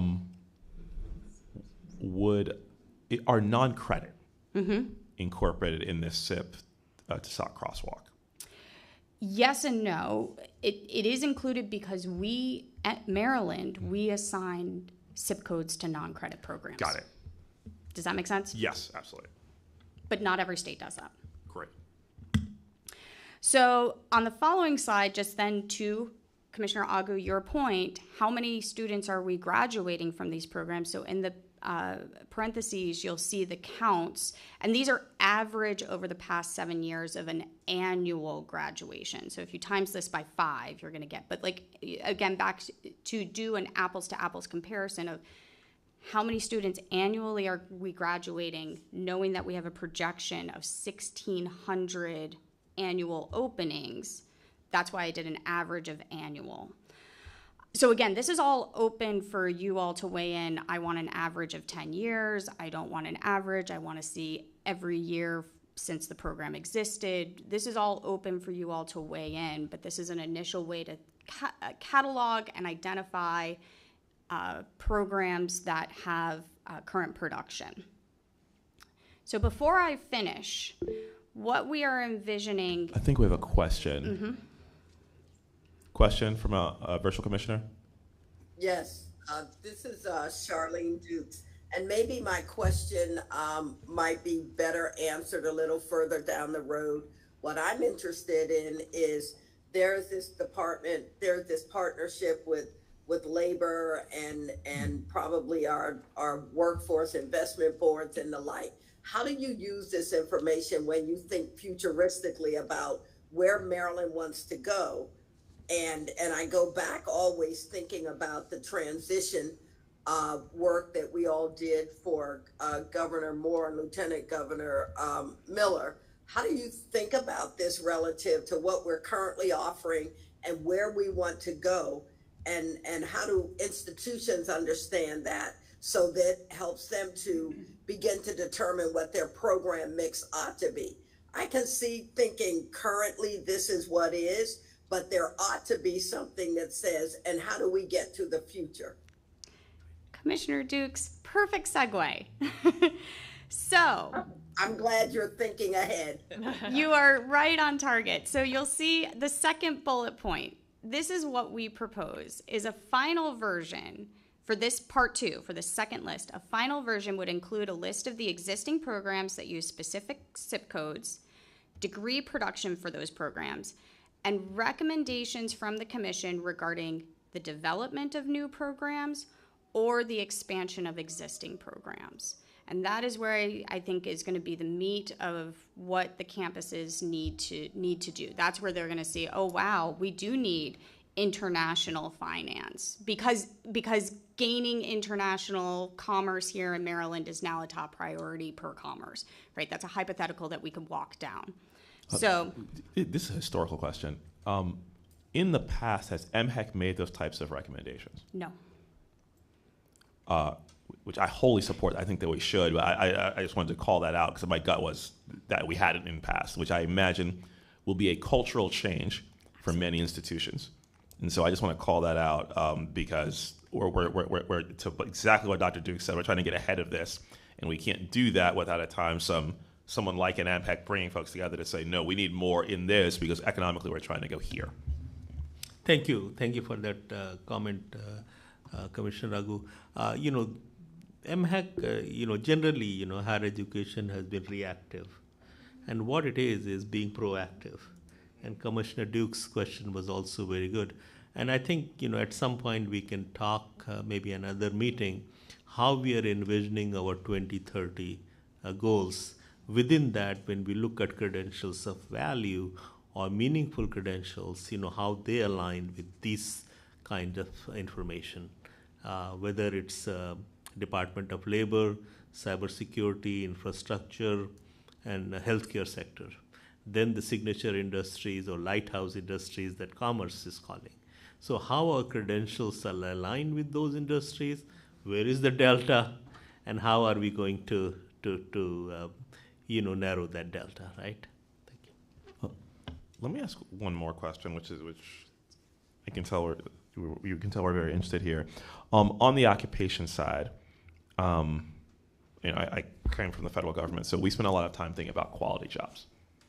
So in demand does not always mean quality. For example, there is high need for CNAs in healthcare. If you were to look at CNAs, I believe $35,000 to $40,000 a salary. I believe turnover rate is usually 50% in the first 90 days, partially because it is a tough job with not the best salary and also not a great career path.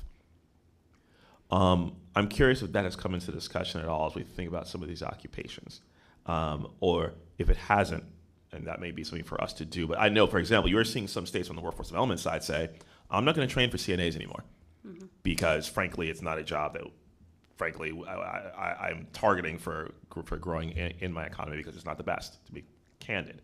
I'm curious how you all thought about that, or if that has come into discussion at all. Would you like us to include that as a element of how we define list 1? I think it is a useful filter. Okay. And I would say if you want to look at if you want to look at things like living wage calculator from MIT, which they've developed, and which I can imagine your DOL colleagues DOL colleagues use a lot. I also might refer to the good jobs principles that the Department of Labor and the Department of Commerce developed together at the federal level.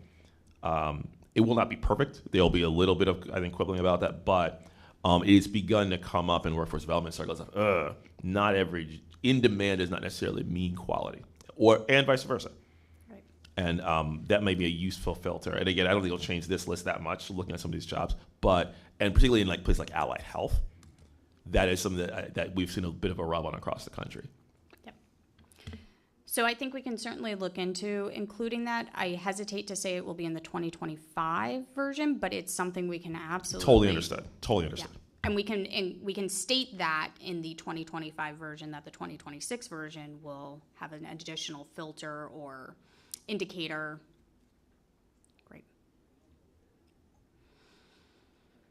I have a question. So my question stems from, when it talks about how the MDL creates 10-year forecasts of growth by industry and occupations for Maryland, each of its local workforce development areas, and how we are targeting, cybersecurity and quantum with other industries under. But then I wonder, how would the other majors that are leaving, like they're not as popular anymore, like are we going to be telling institutions maybe like to not like, is it going to be something to parallel it, like okay, so to say like this, since this is not as popular anymore, are we going to be turning away students from doing those majors? I have a question. That is a good question. That is not the initial purpose of these lists. The initial purpose of these lists is to help institutions target new program development, not necessarily provide commentary on low producing programs. We do have a report for that, and that is kind of a separate analysis, but it is not currently envisioned as an element for, but I think that's up for you as commissioners to discuss if that should be something that we consider. Because I've noticed that like within my university sometimes that like when there is a major that is upcoming and new, then other majors sometimes can be segued.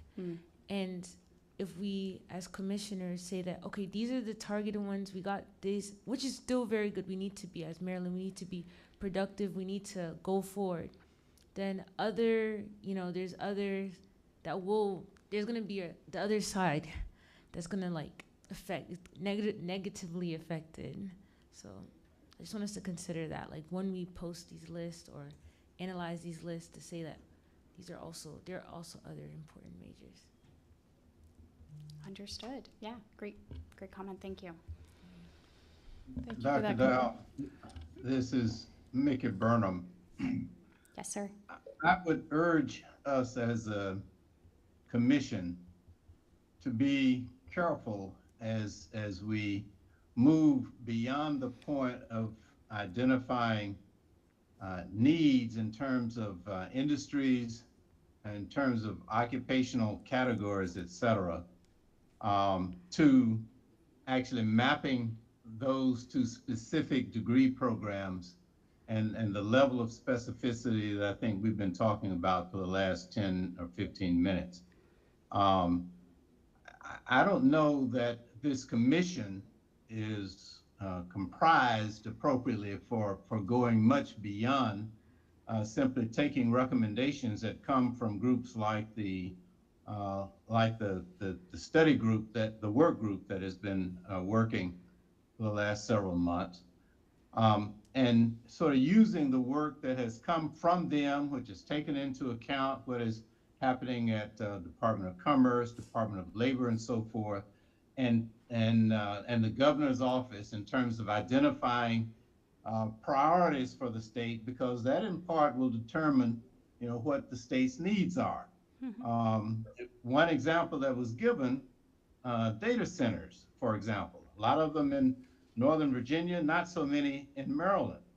Well, I don't know that the governor's policy group would emphasize that as much. And so I don't think we as a commission ought to be in the position of deciding, is this an appropriate priority for Maryland? And so that should be something that we emphasize as we consider requests for new programs and as we put data out there to guide institutions that are developing new programs. I don't know that I'm making much sense, but I guess I'm trying to urge us to be careful to not get too much in the weeds here in terms of specifying what is needed for the state, but instead using information that comes to us from others and leaving it to the institutions developing the programs to sort of say, this is where the program we're proposing fits into the needs that have been identified for the state of Maryland. Does that make sense? Yes, I think it does. Dr. And if Dukes, I could, I should say that I agree with Commissioner Burnham that we're not being directive. We're educating, that is part of our role. So we're not telling institutions what they must do or what they should do. We're saying here, in conjunction with our partners across all of these entities that look at this information and bring it forward, that here are some places where Maryland is looking to go. And what does that mean relative to how we're educating, Maryland residents? I think it's all part of, it's leave no one behind, but it's also all a part of not leaving our state behind.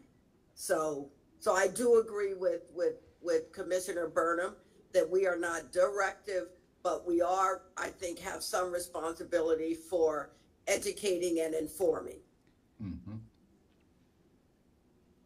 Understood. And so, as proposed, the commission would come up with recommendations regarding the development of new programs or expansion of existing programs. And we don't have to be, I think there's a path forward to demonstrate we have information, educated information from Department of Labor and Department of Commerce at the start, and then other community partners moving forward to inform these recommendations that they are not coming out of nowhere.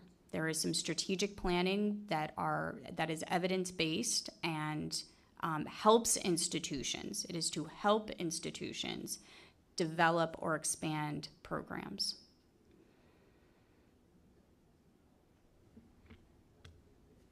I think that captures it. Great. Okay, on to so that's just the second list. The third list. And again, this is all up for your recommendations on how we proceed if this is feeling okay. Emerging occupations.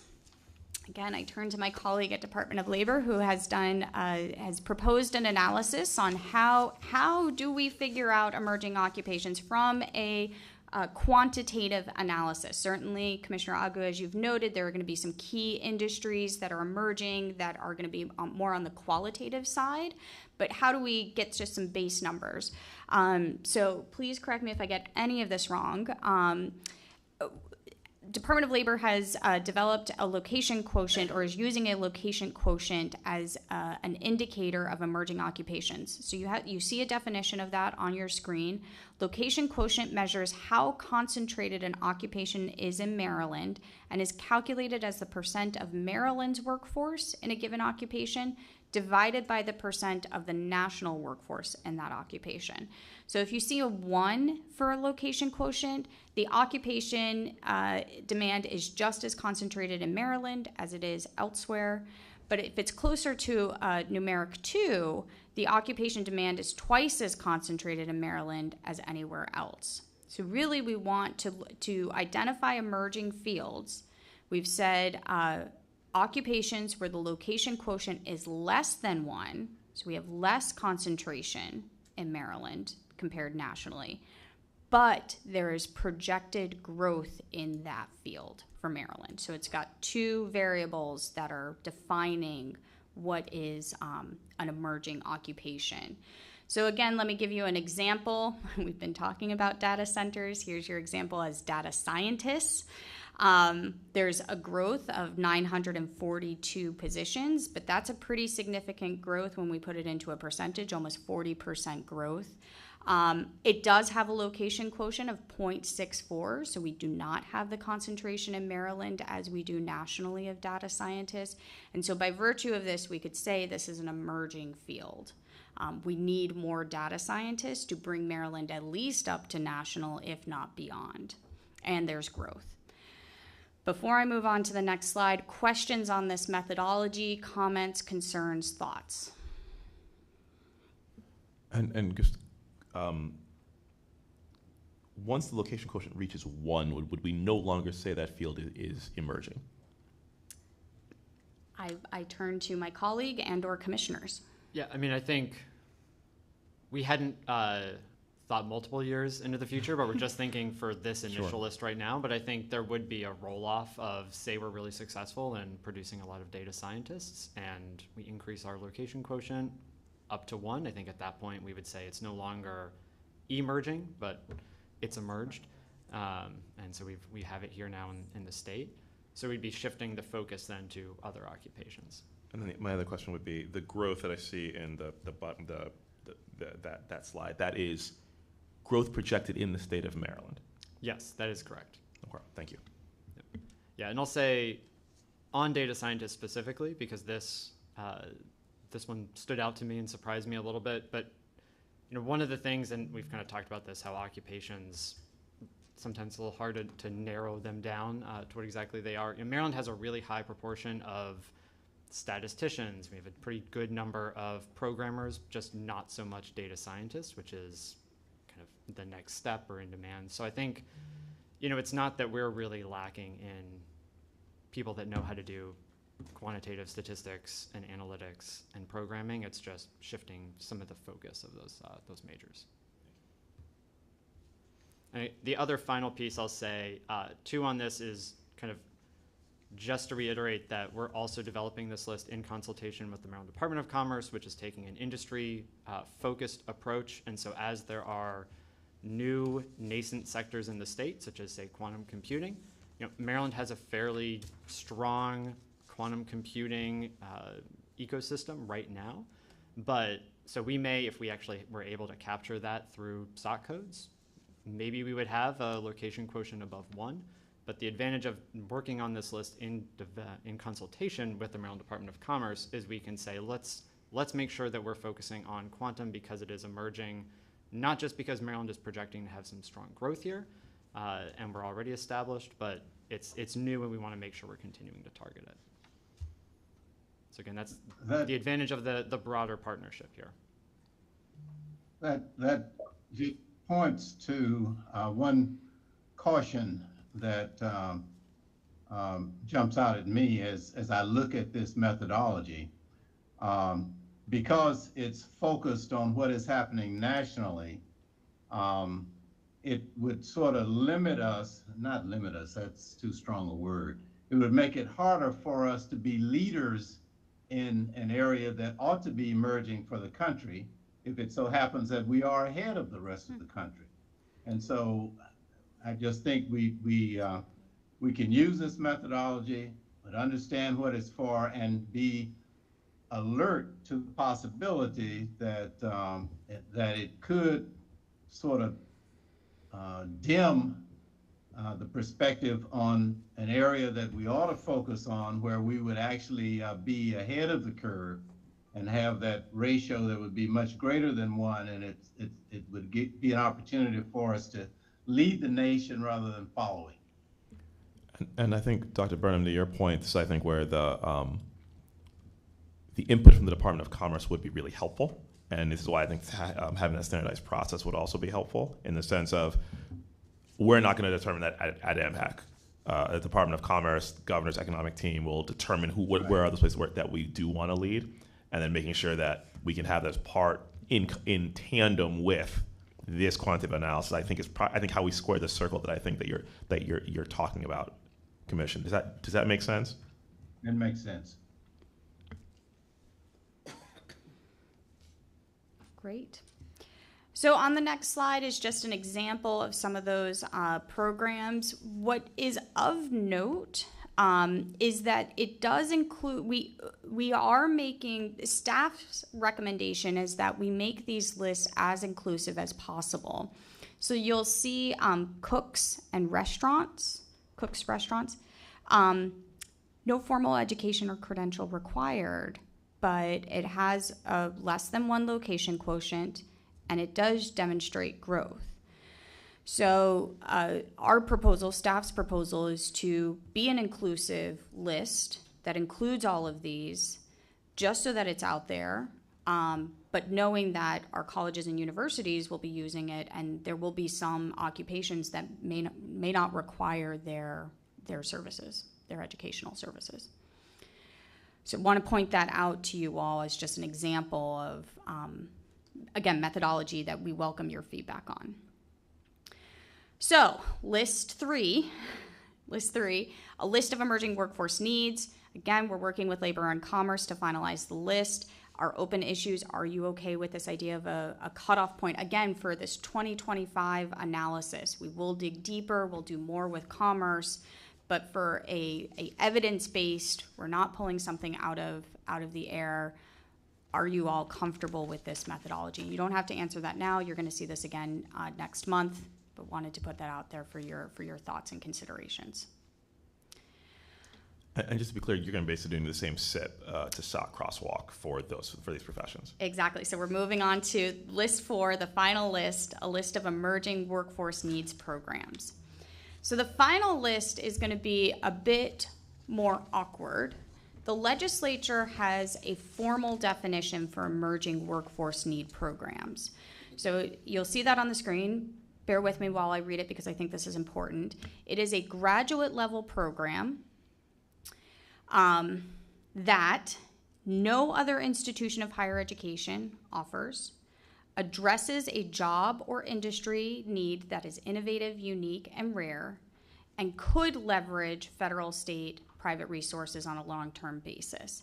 Emerging Workforce Need Program does not mean a specific academic program identified by the Commission to fulfill or support an identified current state and regional workforce need. So there cannot be overlap between List 2 and List 4. They are mutually exclusive lists. The hang up here, maybe not hang up, but the interesting element here is that the legislature has explicitly limited Emerging Workforce Need Program to graduate programs. So in the instance of data science, because BLS says it requires an education level at the bachelor's degree, do we still say a master's degree is an emerging workforce program? That's up for consideration. Again, we don't need to answer that today, but that is where we're going to have to rubber hits the road on this last list. But Dr. Dow, question about this. And I don't have the statute in front of me, but my memory of when HB 1244 passed is that the reason the legislature defined this is because there's a quicker review process for these programs. Correct. Right? So the legislature was very clear, we want to bypass the longer review process for these graduate level emerging workforce needs programs. So I think, obviously we should respect that. Absolutely. I don't think that necessarily binds us for what other lists we make for the educational purposes that Commissioners Burnham and Dukes were talking about. But for the, we need to fulfill the statutory requirement that the legislature set forth that if you're going to bypass the longer review process, it does need to be a graduate program. Absolutely. Right. So so the question at hand is, because according to BLS, in this context of data science, you only need a bachelor's degree. Do we still put data science on the list as a potential graduate program?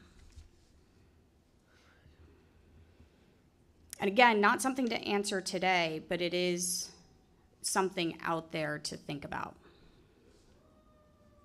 Because you don't need a graduate degree to be a data scientist. It would be great. It's a good thing. Continue your education. But does that meet? It doesn't meet the emerging need, because the emerging need is at the bachelor's level. So that's where we're going to get kind of caught up on ourselves. So again, the fourth list is this idea of emerging workforce needs, creating a list of SIP codes based off of the SOX for graduate level programs that meet the statutory definition. So let me walk you through the next steps, where we are, what we're doing, how this is all going to work, what we envision, what you can expect. Certainly finalizing an initial draft of the four lists, and I want to be very clear, it will be an initial draft. It's just something for not only you as commissioners to respond to, but ideally for the public to respond to as well. Our hope is that we present these initial draft lists at the September Commission meeting for approval to public circulation. So this is not the Commission endorsing the list necessarily, but you are fine with the minimum methodology that we used and are then welcoming public comment for changes to the methodology and/or inclusion/exclusion rules for a particular occupation, industry, or program. We would then circulate those lists to the relevant community partners, obviously colleges and universities, licensing boards, MLDS for comment.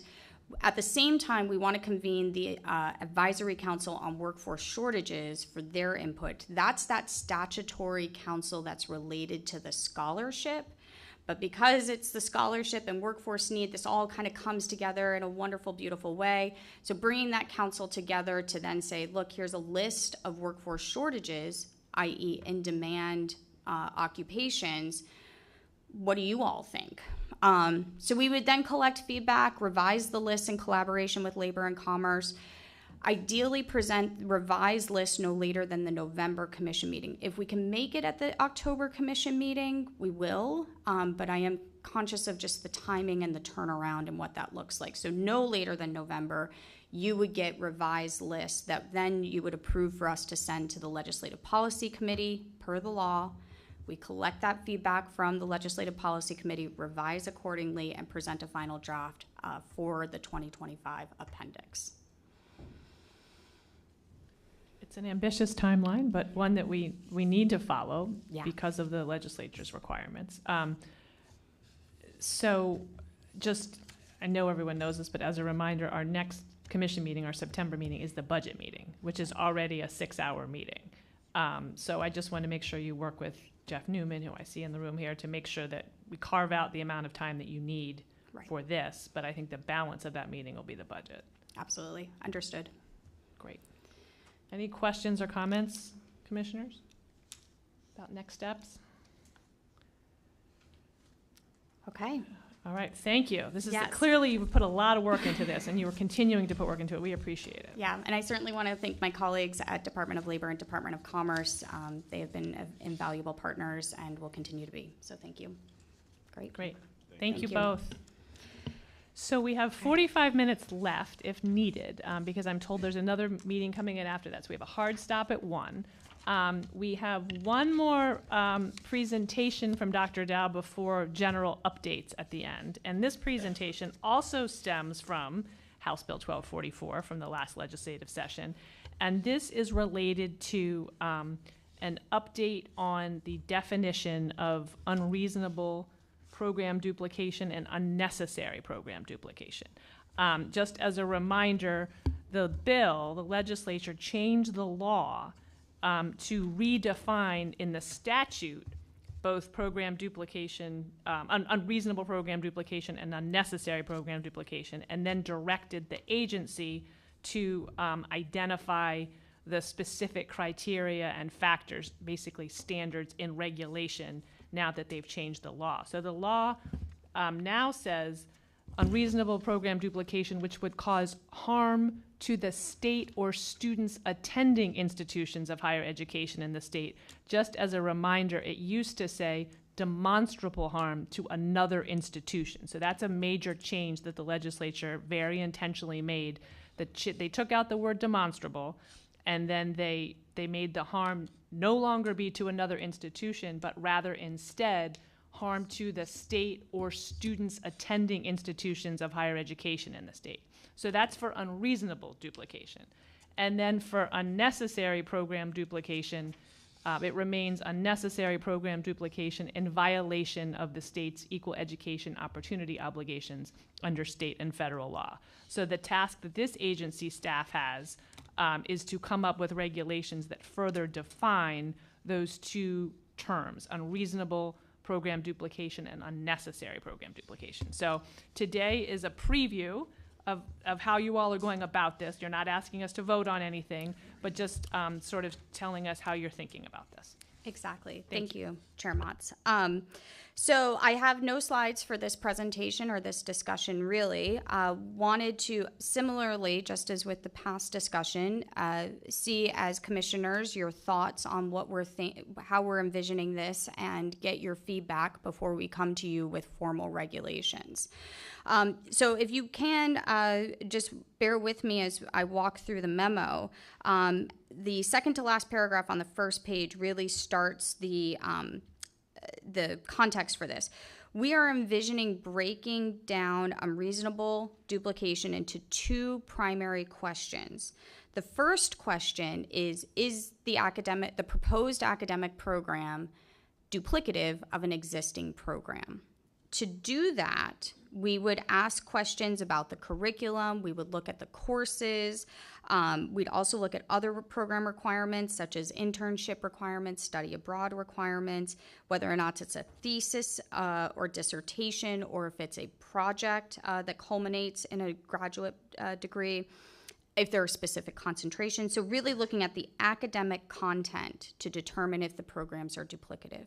So that would be our first question, and that information would create the standards for which we decide whether or not two programs are duplicative of one another. If we find that the content is not duplicative, then we stop the analysis, we don't continue on, and we say it's not duplicative, done, that's it. If we do find that the two programs are duplicative, then the analysis would move on to the second question, which is a bit harder. Is it unreasonable duplication that would cause harm to the state or students? And that is really, we are approaching this as a full phrase question.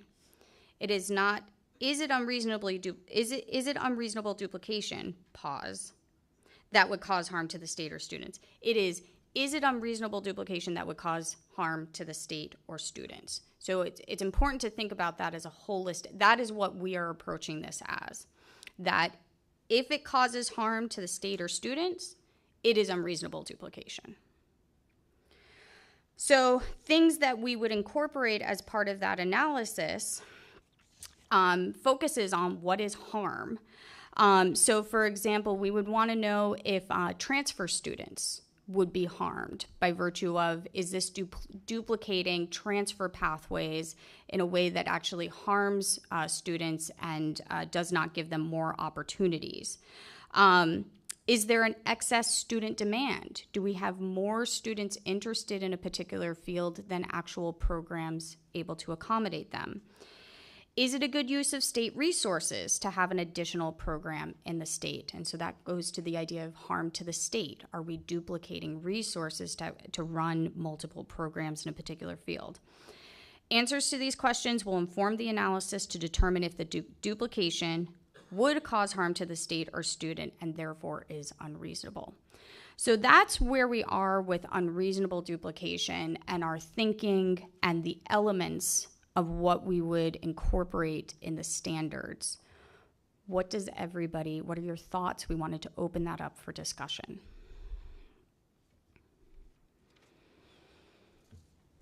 Happy to kick off here. I think the first party analysis that makes sense. It mirrors, I think, in many ways what we've seen previously. For the second piece, and I want to make sure I understand this, it basically, per HB 1244, workforce need, it sounds like, is the prioritized screen for this. Correct. So, how do I say this? That should be clear to institutions. So, for example, if it shows that we have a huge deficit of X profession, X SOC code that would be affected by this program, well, how do I say this? Making an objection should make less sense because, and this is data that we can make clear. We'll have this appendix that will be out yearly, so on and so forth. I would also say it may make sense for MHEC to make that clear in our own either guidance or in whatever guidance comes as part of this process that, hey, the first thing we are going to look at is that workforce need. And I would maybe go a step farther to say, kind of the way that you basically said, if there is no duplication, we're not going to go forward in the analysis. We may want to say something like, look, if there's a substantial workforce need, we may not go forward in the analysis. That may be too strong a phrase. This is simply me speaking, but we may want to say something similar, like this is the first and primary screen to whether there is substantial harm to a student or to the state. Mm-hmm. I appreciate that feedback. Thank you.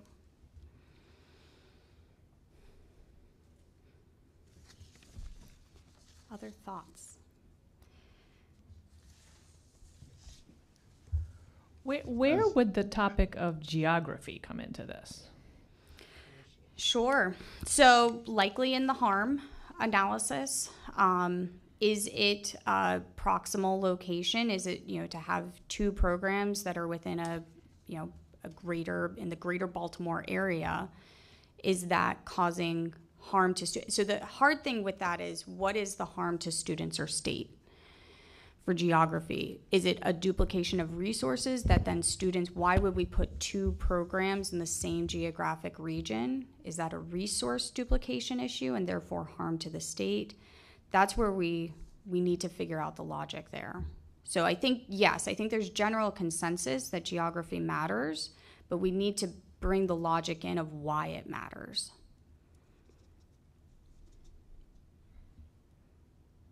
And what about the topic of existing programs? Is that part of the analysis? Do you look to see whether existing programs are graduating students? Do they have high graduation rates? Do they have high job placement rates? Are they meeting the current workforce need? Is that part of the analysis too? We can make it. Okay. I think we have that a little bit in the example question that we have in the memo. Is there excess student demand? It's related in the sense of, are there more students than what current programs can accommodate? But it's in a same vein of, are you graduating the students that are interested? Do they get the jobs that they want? Or the jobs that are aligned to the intended outcomes? I have a question or a comment. I know that certain institutions like HBCUs, like there are some programs that are in non-HBCUs but they're serving different communities with different socioeconomic backgrounds.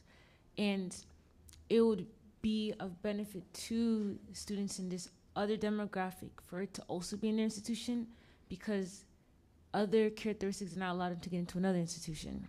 Mm-hmm. So how would that, would there be, I know that there's a USM consortium when they're able to take classes, if it's not offered a particular course, if it's not offered in their current institution, they're able to take it in another institution. Is there another way that, is there another way to, help? So, it's not, to aid institutions that may not, it may be duplicated, but it's necessary if we want to include a more comprehensive or inclusive demographic for that particular program. Does that make any sense? Hopefully. Yes. I think this is where, it's a great question. This is where a couple things. So let me hit on 3 points. One is institutional identity will play a critical role. We will be coming to you in the coming months on the mission review process and how that will get revised so that institutions can distinguish themselves from one another. There is an indication from the legislature that we need to have institutional distinctions. We don't want to have particularly public four-year institutions. Having two of the same institutions is redundant and possibly a duplication of resources. So how do institutions then indicate, well, I'm different from this other school in this way? One way to do that is attracting specific student populations. We would need to see that in their mission very explicitly about what their goals are, how they intend to attract specific populations. So for example, UMGC very much is geared towards veterans in the military. Is that reflected in their mission? And is that as explicit as it could be? And so you can think of that in other instances with our other public four-year institutions. The second thought is actually, second and third thought is actually the same thought. There is a distinction, I think we have to recognize this, of intended student demographics and actual student demographics. Just because an institution intends to serve a specific population, it may not be the population that they're actually serving. So again, we'll have to think through that so I think you're right, and I appreciate the comment about student populations and what that means for program review. You can think about athletes. This comes up often in undergraduate program review. Preventing a Division I institution from having a program then could possibly prevent athletes going for Division I scholarships from pursuing that program or that career pathway. So we have to be thoughtful about that and thinking through intended student populations and actual student populations. I'm trying to remember this data. I remember looking at this data probably when I first joined the commission in terms of objections since probably 2017, 2018. If I remember correctly, I think we had very few objections to new programs from minority serving institutions in the state.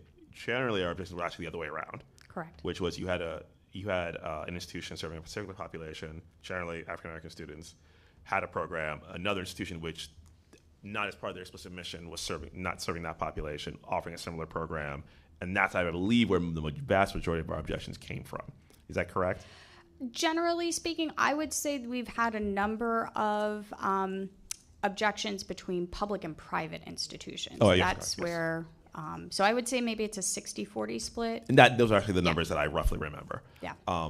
So I'm also thinking about just how history has played out. Generally, it seems like we've seen either publics objecting to maybe potentially a more well-resourced private coming into a space that they've served, or a smaller minority-serving institution potentially objecting to a larger public institution that is not an HBCU. Correct. Thank you. That has been historically the trend.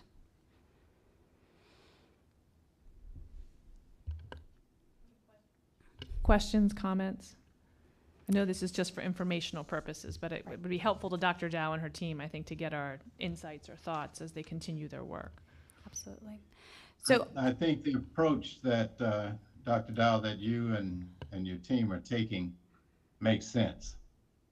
But I think also that as you look at the question of unnecessary duplication, the path that you're going down is not necessarily going to avoid the difficult decisions.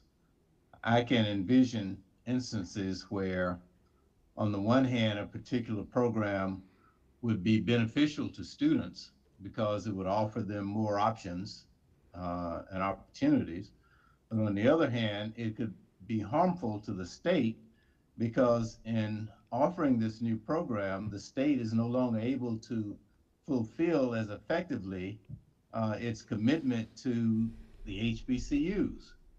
And so the decision's still going to be, what is the priority here? Is it the harm to the state, or is it harm to students?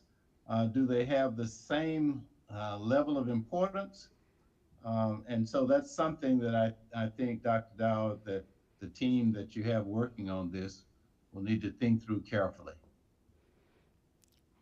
Commissioner Burnham, I think you just said very eloquently the challenge that our agency and oftentimes as commissioners during review meetings faces, is balancing all of those expectations. Mm-hmm. So thank you for saying that.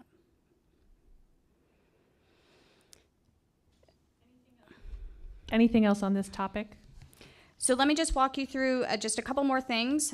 So I want to be very clear. The legislature has made two distinct terms: unreasonable duplication and unnecessary duplication. On page 62 of your commission book, the second page of the memo, unnecessary duplications are being developed in conjunction with the AG's office, who's conducting a much larger legal research analysis on the relevant standards in order to operationalize that. If I can just refer back to the first page, unnecessary program duplication in violation of the state's equal educational opportunity obligations under state and federal law. So those are the terminology for unnecessary program duplication is really a legal term founded in historical elements, and I don't think I'm doing a good job explaining that, but it is important to recognize moving forward, unreasonable duplication will have is a different conceptual element than unnecessary program duplication. The reason why we wanted to have this conversation with you all is we are working to create those standards and we have to put those into regulation. So we wanted to get your thoughts ahead of time before presenting draft regulations for you all to consider. We will also be convening the program review,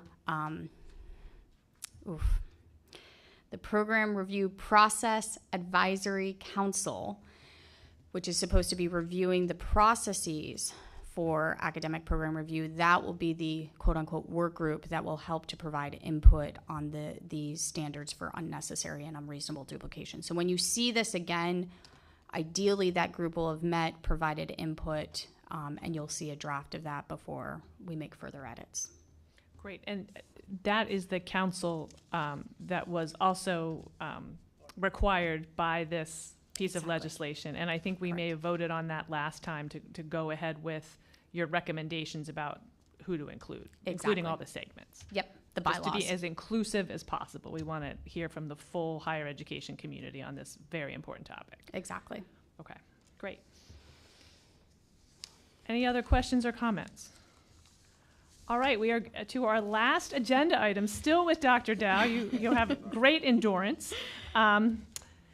General updates on 4 topics: the blueprint implementation plan, post-2025 completion goals, the Aspen Transfer Initiative, and the Student Success Summit scheduled for November 14th and 15th. Correct. And thank you for your perseverance with all of these updates and very helpful comments. I just want to share with the commissioners, we did submit, MHEC is required, hopefully they can bring this up on the screen. MHEC is required to submit a implementation plan to implement the blueprint for fiscal year 24 to 27. We submitted that plan on August 15th. It's currently under review at the Accountability Implementation Board. I do not know when it'll go before their board for approval. But it's up on their website, so I wanted to share that with you. We made an explicit effort this time around. Well, first let me just walk you through the pillars. Let me see if I can zoom in. We have a number of expectations for the agency. One is expanding early education training programs. There's a new requirement for early childhood educators to have certain certifications in a certain time frame, and so that's where we can step in and make sure our colleges and universities are providing those certification opportunities. Under Pillar 2, high quality and diverse teachers, recruiting and supporting a diverse teacher workforce. So of course teachers are going to be on that workforce analysis that we just talked about a little while ago. But other topics is expanding the Maryland Teaching Fellow Scholarship, expanding Maryland's loan assistant repayment programs, administering the new teacher quality and diversity programs, establishing the teacher development retention program. I could go on and on. There are lots of things that we have to do in high quality and diverse teachers. And then Pillar 3 is around college and career readiness, making sure that students, when they get assessed to meet the CCR standard in 10th grade, that assessment is well aligned with our colleges and universities, and then what those post-CCR pathways look like: dual enrollment, AP, CTE, apprenticeships, the like, as well as what happens to the students who don't meet that 10th grade requirement. How can our colleges help provide the necessary developmental and remedial support to get them to a CCR standard by the end of graduation? So that just gives you a summary, very brief overview. What I do want to share with you and just show very quickly is we made an explicit effort in this version to identify key milestones between now and the end of fiscal year 2027. So you can see here there's interest. Hartford Community College established a registered apprenticeship for their early childhood educators. And so one of the milestones is, okay, how can we expand that? What does that look like? How is it working? Working with reevaluating the need of public and private providers. That is in here as a constant element in collaboration with MSDE. So for all of these tasks, we've created specific milestones. We have since incorporated it as an Excel sheet to give us that Gantt chart, and identifying our key partners. So I wanted to just give you all an update of where we are on Blueprint and what that all looks like. Happy to answer questions. One quick question. For CCR, I mean, I've asked this question before. Has that actually been defined? It has.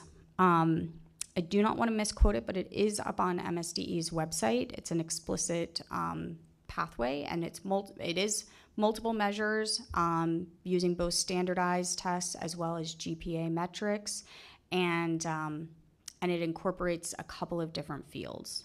So it's both mathematics, English, literacy.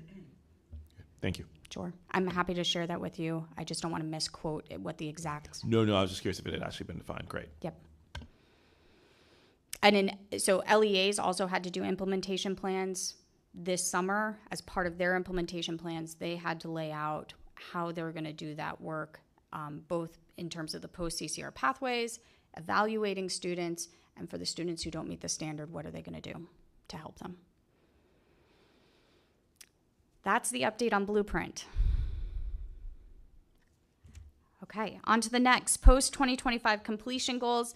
As Secretary Ryan noted in his opening remarks, we are working with HCM strategists to identify these new goals. We will be presenting a draft of those goals to the Education Policy Committee at a future meeting. We expect to fully vet those goals out to the public, so there will be plenty of time for that. But just as Secretary Ryan noted, we're focusing on 3 goals. One is an attainment goal. So right now our attainment goal is by 2025, 55% of Marylanders will have an associate's degree. We are now thinking of a similar attainment goal. For example, this is not going to be it, but for example, by 2030, 60% of Marylanders will have a meaningful credential. So want to think through that. Second goal is specific to completion and equity, making sure that our colleges are serving the diverse population of our state. So thinking through what that goal would actually look like. And a third goal centered on research, not just about doctoral completions, but patents, private-public partnerships, incubators, the like. Dr. Dow, just give me a quick process change as we're trying to make sure that we at the Education Policy Committee can give the recs that we're talking about. Approval, formal vote from the commission on those goals, it will be for the October meeting? Probably, yes. Okay, got it. So as we're thinking about scheduling, you and I can catch offline about make sure that we in the Education Policy Committee can look at those, hopefully provide feedback to the broader commission, so that that can inform that broader discussion. So we want to make sure that we just get our timeline straight, so that we can do our work, so that you can do yours. Perfect. That would be great. Thank you. Thank you.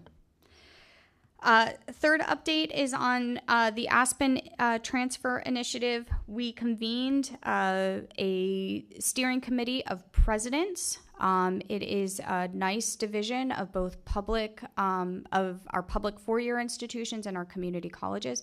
The purpose of this is to really gain and energize our top leaders on our campuses to prioritize transfer. As you can imagine, as a president, you come onto a campus and you got lots of things going on. But really starting from that level to say, you've got a population of students that are important, and you need to create a community and culture that recognizes them. And so this group absolutely buys into that and understands that. And so we're now on to the next phase of setting some transfer goals, both for the state and then ultimately for institutions. So more to come on that front. Again, we're working with Aspen Institute, and they're going to be taking the lead in helping us develop those goals. Can I make one suggestion, which Please. Going back to our prior discussion on the workforce needs assessment and doing that SIP to SOC crosswalk, for not the 2025, but for 2026 and beyond, highlighting not just degree programs, but potential pathways. For example, someone starts in a 2-year program in X discipline, could transfer to this, and then that. We know many students do that. If I think about a way to put this on presidents' radars, and we are identifying particular, not just degree programs, but pathways that lead to SOC codes that we as a state need filled, I think that could be dramatically helpful in making sure that it's front of mind, and also it just happened to be true. Great. In a number of spaces. That may just be a quick way, not this one, but the next one, that we can begin to put this on the leaders' radars. That sounds great, and appreciate that recommendation. Okay, final update. Student Success Summit. We have talked with a number of national organizations. They are very excited to come and help us convene people, speak at the summit, provide data. So that includes, again, Aspen Institute, SHIO, Lumina Foundation, Complete College America, HCM, and Achieving the Dream. So they all have verbally said that they are interested and are willing to participate. We're working through the strategic data, so I think we've shared this in past meetings. The point of this convening is really for senior leadership on the campuses to think through our new established goals and start the process of strategic planning on their campus in the context of student success. So we're going to set this new goal around gaining credentials, what does that mean for your day-to-day operations on your campus, the programs that you offer, the services that you provide? And so giving campus leaders a specific opportunity to lean in on that and think through their next steps. So to do that, we need to give them some data so that they can contextualize where they are in the state and contextualize where they are in nationally. So we're working through what that's going to look like. Last, I'll just share, we do have 50 RSVPs already from 15 different institutions.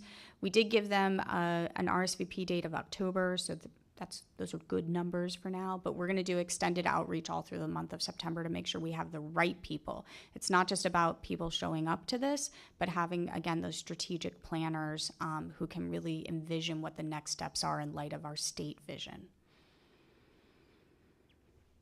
I'm done. Thank you very much. Any questions or comments for Dr. Dow? All right. Just a deep, deep thank you. No, thank you. Thank you for bearing with me. I know that was a lot, and I appreciate the feedback. If there is additional feedback, I encourage or welcome additional feedback at a future meeting. We can put it as an agenda item for open discussion. Excellent. All right. Well, we're 15 minutes ahead of schedule. Thank you again, Dr. Dow, Dr. Rye. Do we have a motion to adjourn? So moved. Any objections? Or how about a second? Commissioner Alaide has a second. All right. Thank you, everybody. Enjoy the rest of the week and Labor Day weekend, and we'll be back for our very robust September meeting, basically the whole day, Wednesday, September 18th from 10 to 4.